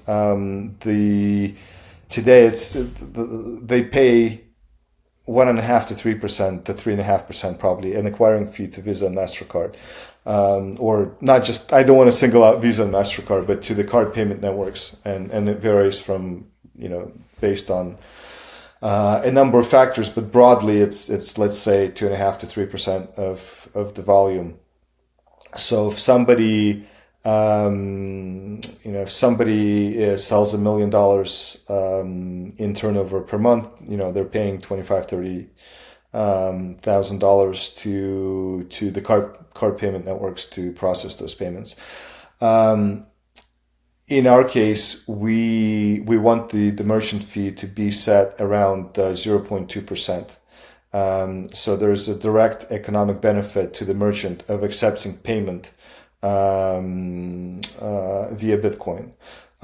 We will build the merchant toolset around being able to accept those payments, managing those payments. We'll offer a fiat off-ramp as well if the merchant is interested in converting the Bitcoin revenue into fiat. But we think that we think right now probably the uptake is going to be close to 99.9% of that. So merchants will want to convert into fiat because they're so used to keeping accounting and etc. in fiat. But we think with time, there's going to be more and more interest in keeping that revenue in Bitcoin. And so for companies that are interested in starting up a Bitcoin treasury or keeping Bitcoin as part of their sort of long-term finance strategy, this is a great way to generate to get Bitcoin, to generate Bitcoin for their goods and services. In terms of the user experience, Is this going to be like through Stripe and like through aggregate platforms? Because I can't imagine you're going to want to convince every coffee shop to just like take Bitcoin, right? yeah. And you're right. You're imagining correctly. So we do want to partner with large scale payment processors, like Stripe, like Square, like Block, etc. So we think again, our interest sort of in being Bitcoin maxis is to remove a barrier that Bitcoin has had ever since it came out into the world, and then see how the ecosystem and how the community takes it forward. We definitely don't have an interest in convincing every coffee shop to accept Bitcoin payments or to accept our Bitcoin payment protocol. But we do want to set the conditions where it makes sense. Where it makes sense from an ecosystem standpoint, because we think that the next sort of stage of growth for Bitcoin is going to require Bitcoin to become a means of payment. And to drive additional value creation within the Bitcoin ecosystem, Bitcoin has to circulate in the same way that the dollar has value because the dollar is an accepted means of payment, and it has to circulate through the economy. And in economics, there's a specific measure, meaning called the velocity of money, that is very integral to the health of the economy. So we think that getting Bitcoin out of this hodling sort of store of value mentality and getting it actually circulating as an economic means of payment is going to drive the next sort of stage of growth and appreciation. Is this just Bitcoin? It's just Bitcoin. I mean, we're Bitcoin maxis. Our goal is to drive Bitcoin adoption. This is something. This barrier of Bitcoin not being a means of payment is something that we've been aware of, for the past 10 years essentially, and the way that. I didn't mention this, but we're basically using the fact that we are a top 10 miner to be able to enable this protocol that I've just described. Because what we intend to do is to start to include those transactions, those instant payment transactions, into Bitcoin blocks that are being mined, and we're able to do that because we will be mining 2 or 3 or 4 blocks per day because of our scale. And so we're using that scale to basically facilitate this payment flow. Interesting. And do you think the opportunity you have to enable this, one of the main reasons you're in that unique position, because the company is large enough to essentially have the connections with all these payment processors in the first place? If you're just like a random person with a brand new startup, they wouldn't, accept that. Exactly. Well, it's A, it's that. B, it's a necessary condition, but not a sufficient condition. So the fact that we own such a meaningful chunk of Bitcoin infrastructure is what sets us apart from other solutions, because we are we're able to technically close the loop in facilitating those transactions and those transactions becoming instantaneous. Oh, okay. What I'm picking up is that you guys basically have like a bunch of Bitcoin, which will basically hold as like a reserve for that. Not exactly. What we're able to do is we'll offer a multi-signature wallet that you can install, you can transfer Bitcoin into, and then it'll function in a way that's similar to the way that credit cards function, where we'll authorize a transaction, we'll hold that transaction against the balance, and then once every couple hours, we'll push that transaction out to the public ledger to Bitcoin. So there is a component of being able to realistically facilitate that transaction being inserted into the Bitcoin block every few hours, and being able to also handle the fee component in Bitcoin, because of the volatility, was also something that was preventing the instant payment solutions from coming around. And because we'll be the miner that mines the block, we'll be able to set the fee at whatever level we need to set it, because we'll recover the fee ourselves. So in that way, we can essentially guarantee that the transaction will have a zero fee impact, which is very important in the transaction being viable. So you're telling me if I have $1,000 of Bitcoin that I want to move, it's not going to cost $100 to move it. No, for sure. Yeah. Okay, I remember like 5 years ago, I was trying to move crypto, and it was like asking me for 5 or 10% of everything I owned. It was crazy. Yeah, exactly. So in this case, you would set up today. It's going to be a GoBTC Pay wallet by GoMining. Tomorrow, through open APIs, we're hoping to integrate it with Trust Wallet, with MetaMask, whoever. Your bank, if your bank is supporting crypto, can integrate the payment method into your banking app, and you can use your banking app to pay using Bitcoin that is sending in your wallet at the coffee shop with zero fee to the user. So there's zero cost component to the user. There's a 0.2% cost component to the merchant, which will recycle back into the ecosystem. So the 0.2% is not going to go back to GoMining. Half of it is going to go to the wallet that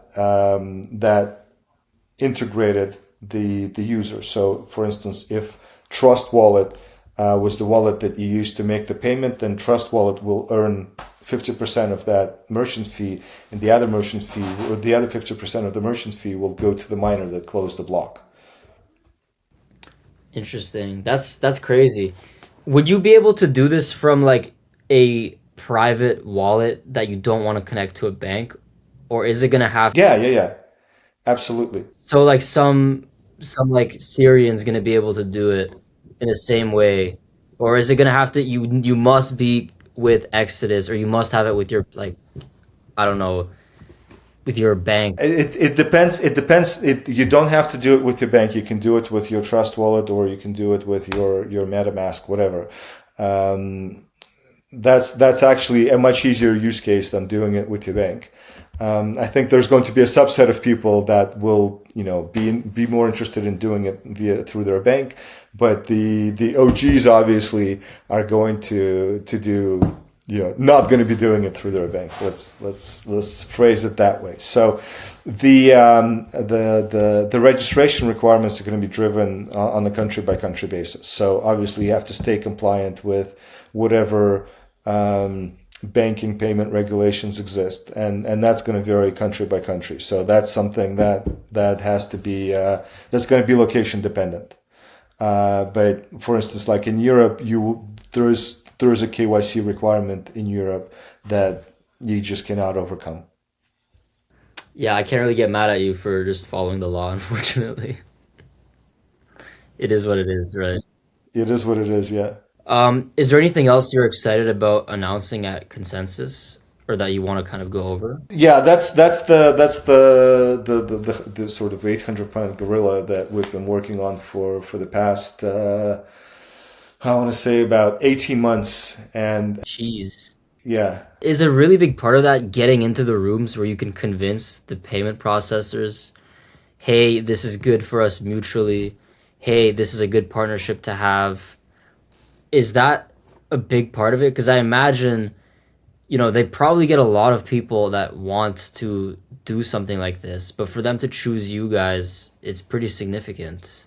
Well, I think from our sort of point of view, just getting a viable solution, Yeah, the tech, obviously, it's very complicated. structurally developed. Yeah, that's the you can get into whatever room you want, but if you don't actually have a working piece of technology, that's not going to be that's not going to do much for you. So um, for us, getting the tech developed and available is the number one priority. In terms of getting to the payment processors and convincing them to do it, I don't I don't see that right now as being the sort of the right way of doing it, because if you look back at the history of Bitcoin, nobody ever got into a room and convinced somebody skeptical to get on board with Bitcoin. People have gotten on board with Bitcoin, myself included, because there's been very significant interest in the marketplace around what Bitcoin is doing and the options that Bitcoin is generating for people that want to use them. So I think the demand, it's not going to be a case of us getting into a room and convincing somebody to go with our solution. I think it's going to be a case of that technology is out there. We will have a working implementation that is functioning, and we'll be working with various entities to set up the capability with various merchants, etc. So, for instance, like I was in Lugano a couple of weeks ago, and I don't know if you're aware, but Lugano is one of the municipalities in the world where that is extremely crypto friendly and crypto focused. So, like in Lugano, you can pay your municipal taxes using crypto. There's a very strong ecosystem of merchants that are that accept crypto. There's a local payment processor that facilitates those payments. Where is Lugano? Is that Lugano is in? in Switzerland. Okay, interesting. Yeah, so I don't think that convincing a payment processor is going to be necessarily a way forward. I think once people see that the solution is there, and that starts to generate demand, and once that demand is there, then the payment processors will get on board. In the same way that the story of Bitcoin wasn't anybody going to BlackRock and convincing BlackRock to invest billions and billions of dollars into Bitcoin. It was basically BlackRock looking to see what the consumer demand was, and then as a good capitalist creating a product to meet that demand. Well said. I guess I, you're explaining to me something very complicated, so I'm asking a lot of like simple questions. But I think what I'm worried about, I guess, it's like you release this product, you can't convince like coffee shop owners to integrate this into their system, right? And a lot of it's going to be contingent on the bridge of like we said, Square, Stripe, all of that. Um, as you launch this, is it going to be you're just going to do like promotion towards like regular, B2C companies, and you're going to try to go to the B2B later? You're right. We're not going to be convincing every coffee shop to implement the solution. What we're going to be doing is saying this is something that is available. it will save you, if you're paying right now 3.5% acquiring fees, you can cut out 3.3% of it, and you can generate Bitcoin organically into your business. Dude, that's actually such a good selling proposition. That's a really good selling proposition. Yeah. Yeah. So if that's something that you want to do, here are the options. We can set it up for you. You can go to, if you're using Toast, or if you're using Block, or if you're using Stripe, hit them up and say, hey, this is what I want to do. Mm, If they're not willing to do it, we'll find you a way to set you up with a payment terminal and all of the back end infrastructure that's required to do it. But we don't think that that's going to be a scalable solution, and we don't need it to be a scalable solution. We think that once you start getting traction, then Block right now is able to is able to accept Bitcoin payments using Lightning, which is a different approach to solving the same issue. But I think philosophically they're very much on board with accepting Bitcoin payments at the point of sale. So for them to add our solution using an open SDK and an open API should be a fairly simple proposition, and they have a large scalable network that can become a point of differentiation for them.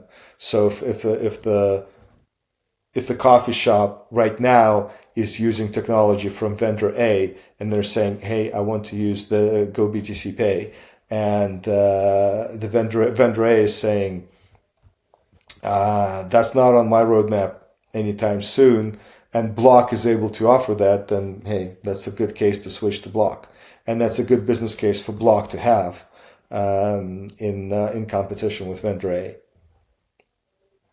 I appreciate the answer. That was my marketing mind thinking like distribution, This is good. Yeah. We've had those.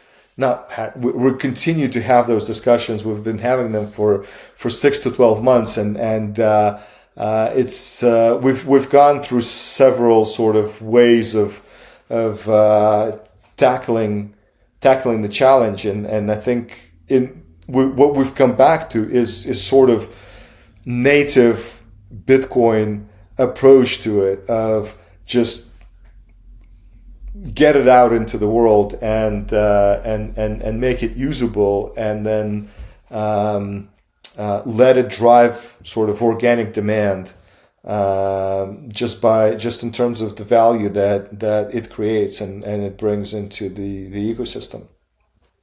So it's a little bit counterintuitive, obviously, from my perspective as well, and it took some thinking, some processing to get there. Yeah. No, but it makes sense because when you're making these deals with companies like Stripe anyways, you're going to be able to show them the numbers if you release it now anyways. You can tell them we already have this amount of people using this. It's already useful. So it helps. I believe the same thing. Build your business and just release it early. Tell people it's in beta, or tell people, it's in early access. You could always build off of it. People want to use your product, so give it to them as soon as they can, I have one more question if you have the time. It might be long, it might be short, depending on your answer. And then after that, we're gonna do closing, okay? This really interests me. You said that you studied history and political science, things like that when you were in university, when you were in college. And then you went from that into a half entrepreneur, CEO kind of position. At what point did you make the choice that you don't want to be a philosopher or a politician?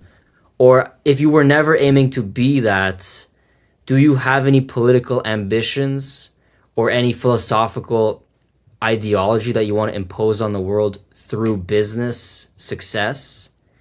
Because for me and for a lot of my audience, we are not only in the mindset of making money just to make money and to, buy Bugatti. It's like we need to make money because we need to change the world politically, socially, morally, and the only way you can make an impact is with capital, with influence.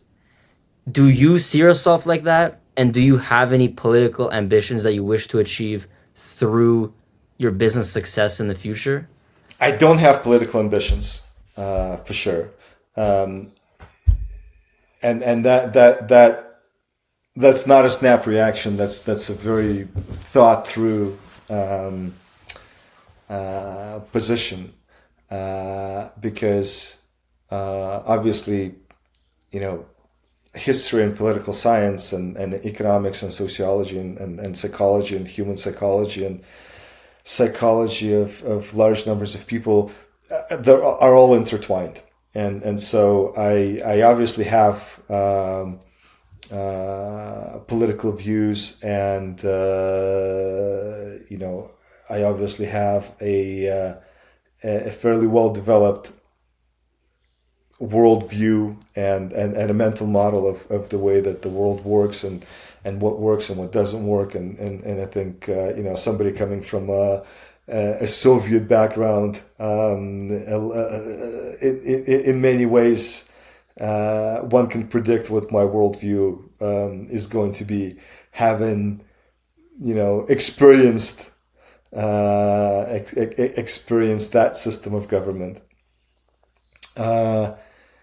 But in terms of, imposing something on the world, the older one gets, or let me say that, let me phrase it differently. The older I get, so I can speak just for myself, the more I realize that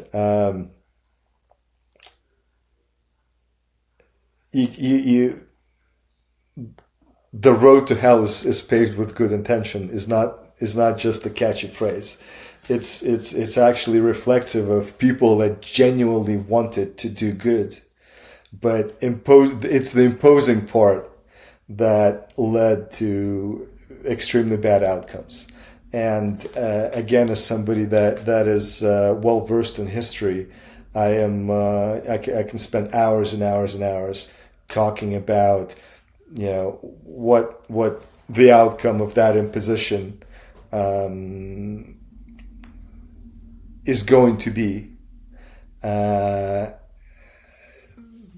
For one, well, Joseph Stalin. Stalin didn't really have an ideology. That's an important part. He, other than the cult of personality. So he's not, and that's a good thing, because had Trotsky won as opposed to Stalin, it would have been an X2 or X3 number of dead people that Stalin had. Stalin's goal was his personal power.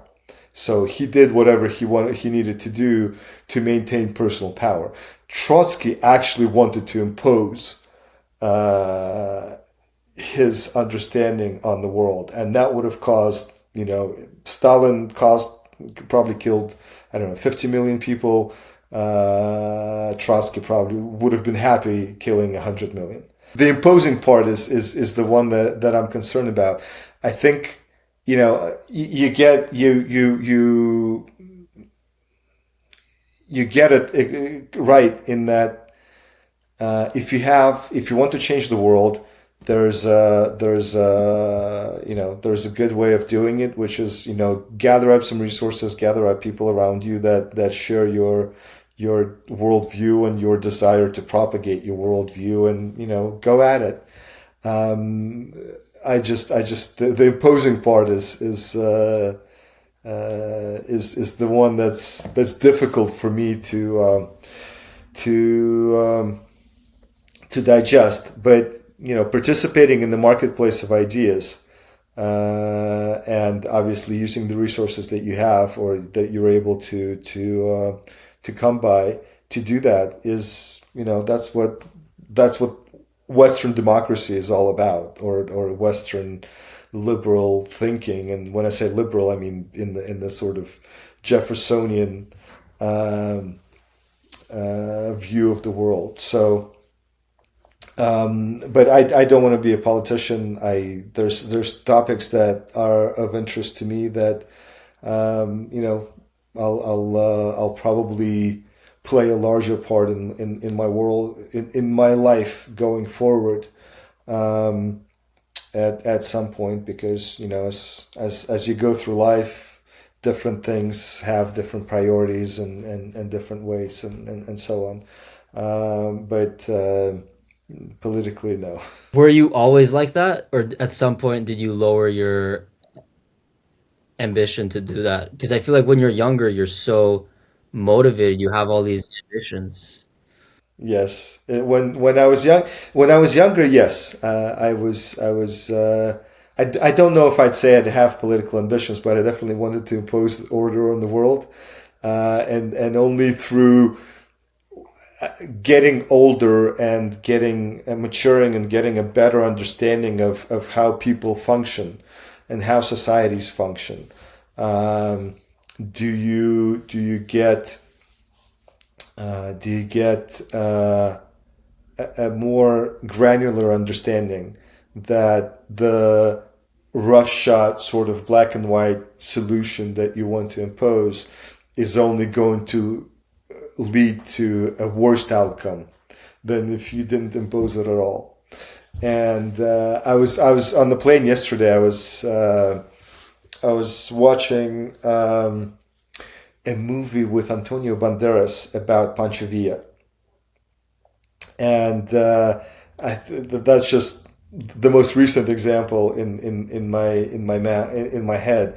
Who Pancho Villa is a famous Mexican revolutionary, and it just the story is the story, and then at the end, every revolution ends up in a very similar function, in a very similar way. So, first of all, the people that have created the revolution always have to be removed from power.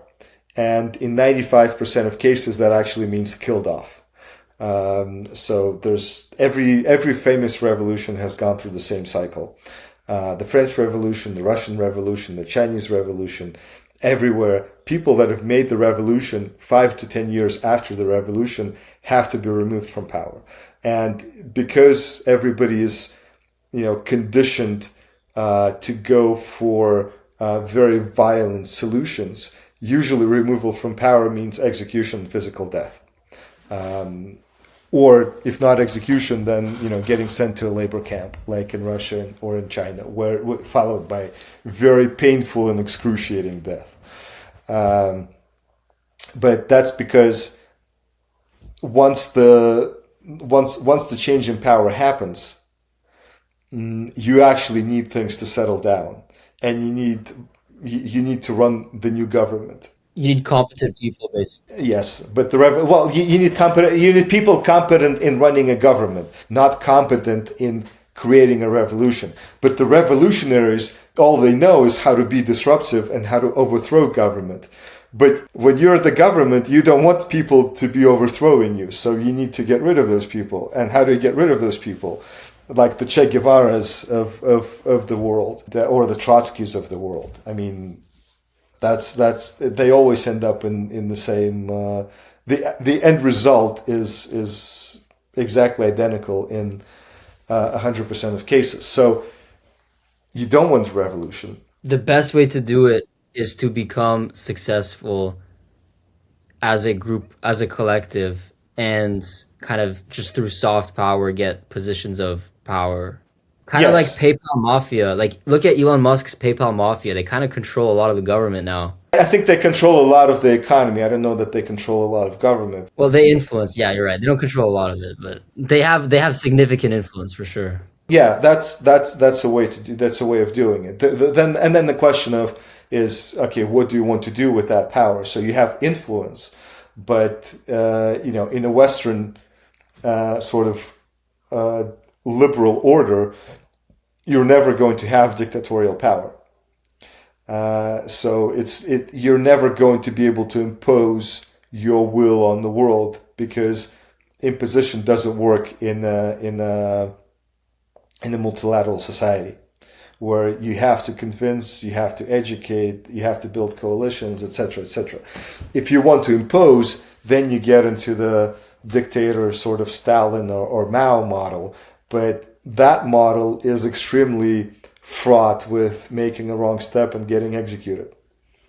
So very, very few people are actually able to stay alive long enough to be a Stalin or a Mao. Most of the ones get, even people that go through coups and sort of seize power, in 99.9% of cases, they get taken out by a more ruthless co-conspirator that's more interested in having personal power than in sort of imposing some sort of ideology. What's crazy, look at Trump. The Iran war was unpopular. He almost got killed again. Imagine he was replaced by someone who was even more hawkish in his administration. It would have just gotten worse and worse. Yeah, I mean that, and so that's why it's sort of imposing any sort of order is not doesn't really work in the real world, and B, why I don't think to be a politician requires a certain level of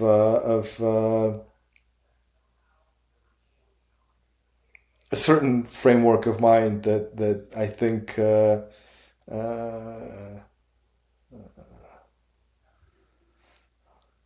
how to phrase it appropriately. You have to be kind of crazy. Yeah, yeah. You have to. There's you have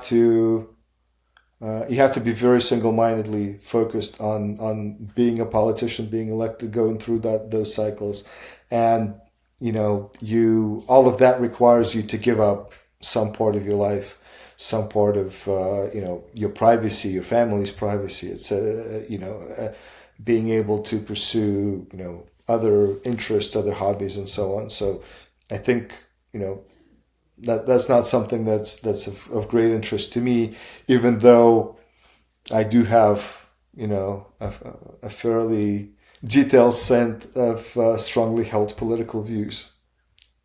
We'll let one of the people watching this become the politician, and we'll just kind of tell you what to do, okay? That never works. That never works. That's sort of if you go back to like the most famous recent example is the guy ruling Russia today, is that people that were supporting him, people that were supporting him. That's crazy. You got to admit, that's a very unique situation where people put him in power and he basically put his balls on the table and said, "No, this is how it works here." And it worked.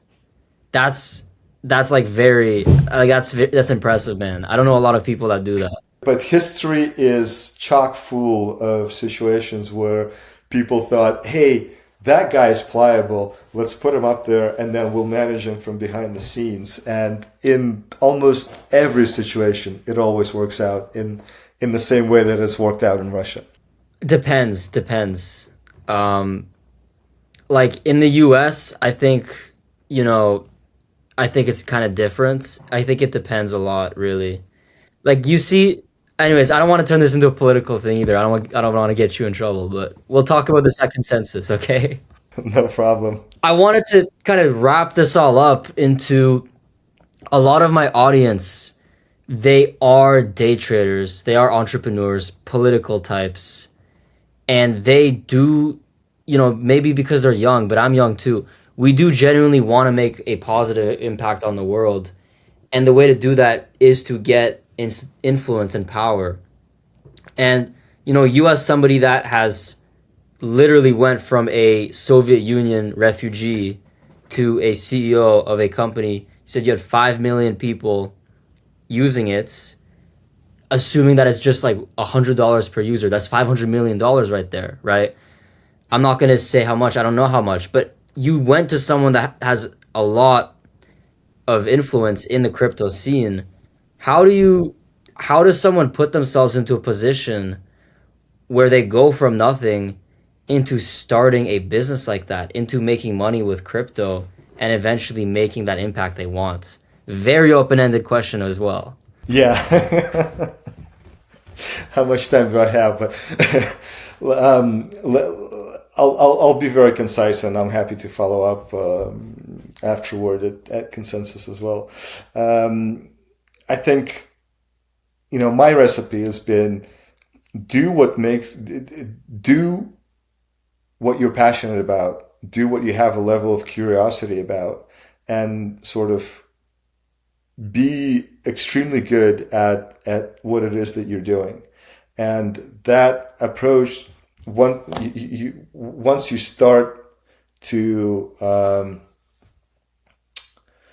once, I don't want to say climb the ranks, but like in any field, as you become good, you start to sort of gain influence in that field. You start to gain capability. People will start to approach you with opportunities to collaborate, opportunities to bring you on board and have you make a contribution to a project. As long as you sort of do whatever it is that you do well, be that weaving baskets, or be that day trading, or be that educating somebody in how to do calculus, or whatever it is, whatever field that drives you. I think it's important that you strive to be the best that you can. I think it's and in order to be the best that you can, you have to be in a field that piques your interest, that drives your curiosity, and once you start to rise up in that field, opportunities will become available, and people flock to people that want to make a contribution. So if you're open to collaborating, if you are willing to work with other people, if you're willing to make everybody around you successful, not just yourself, but everybody around you, then inevitably a support system will form that will lift you further and further up. And that's the approach that it wasn't. I didn't have this understanding. I couldn't phrase it or frame it that way when I was starting out in my profession. But reflecting back on sort of my path through it, that's the way that I would describe it as having worked for me, and that's the way that I've seen it work for other people that I've been fortunate enough to interact with. And so if you are competent in what you're doing, if you're passionate about, if you're authentic with yourself, as we talked about previously, if you're authentic with people around you, and you genuinely strive to create value, then people will come to you, and you will rise together. And once you get to a certain level of success, once you have certain resources available to you, and if you want to transition into something that has more of a political focus or more of a societal focus, then you'll be able to do that. Mark, it's been a pleasure. Thank you for your time. Thanks very much. I enjoyed the conversation. Thank you for great primers. Of course, it was my pleasure. Everything related to GoMining, Mark's LinkedIn, his social media, everything you can find about him will be in the link in the description. Make sure to like and subscribe and all that. And I'll see you guys later.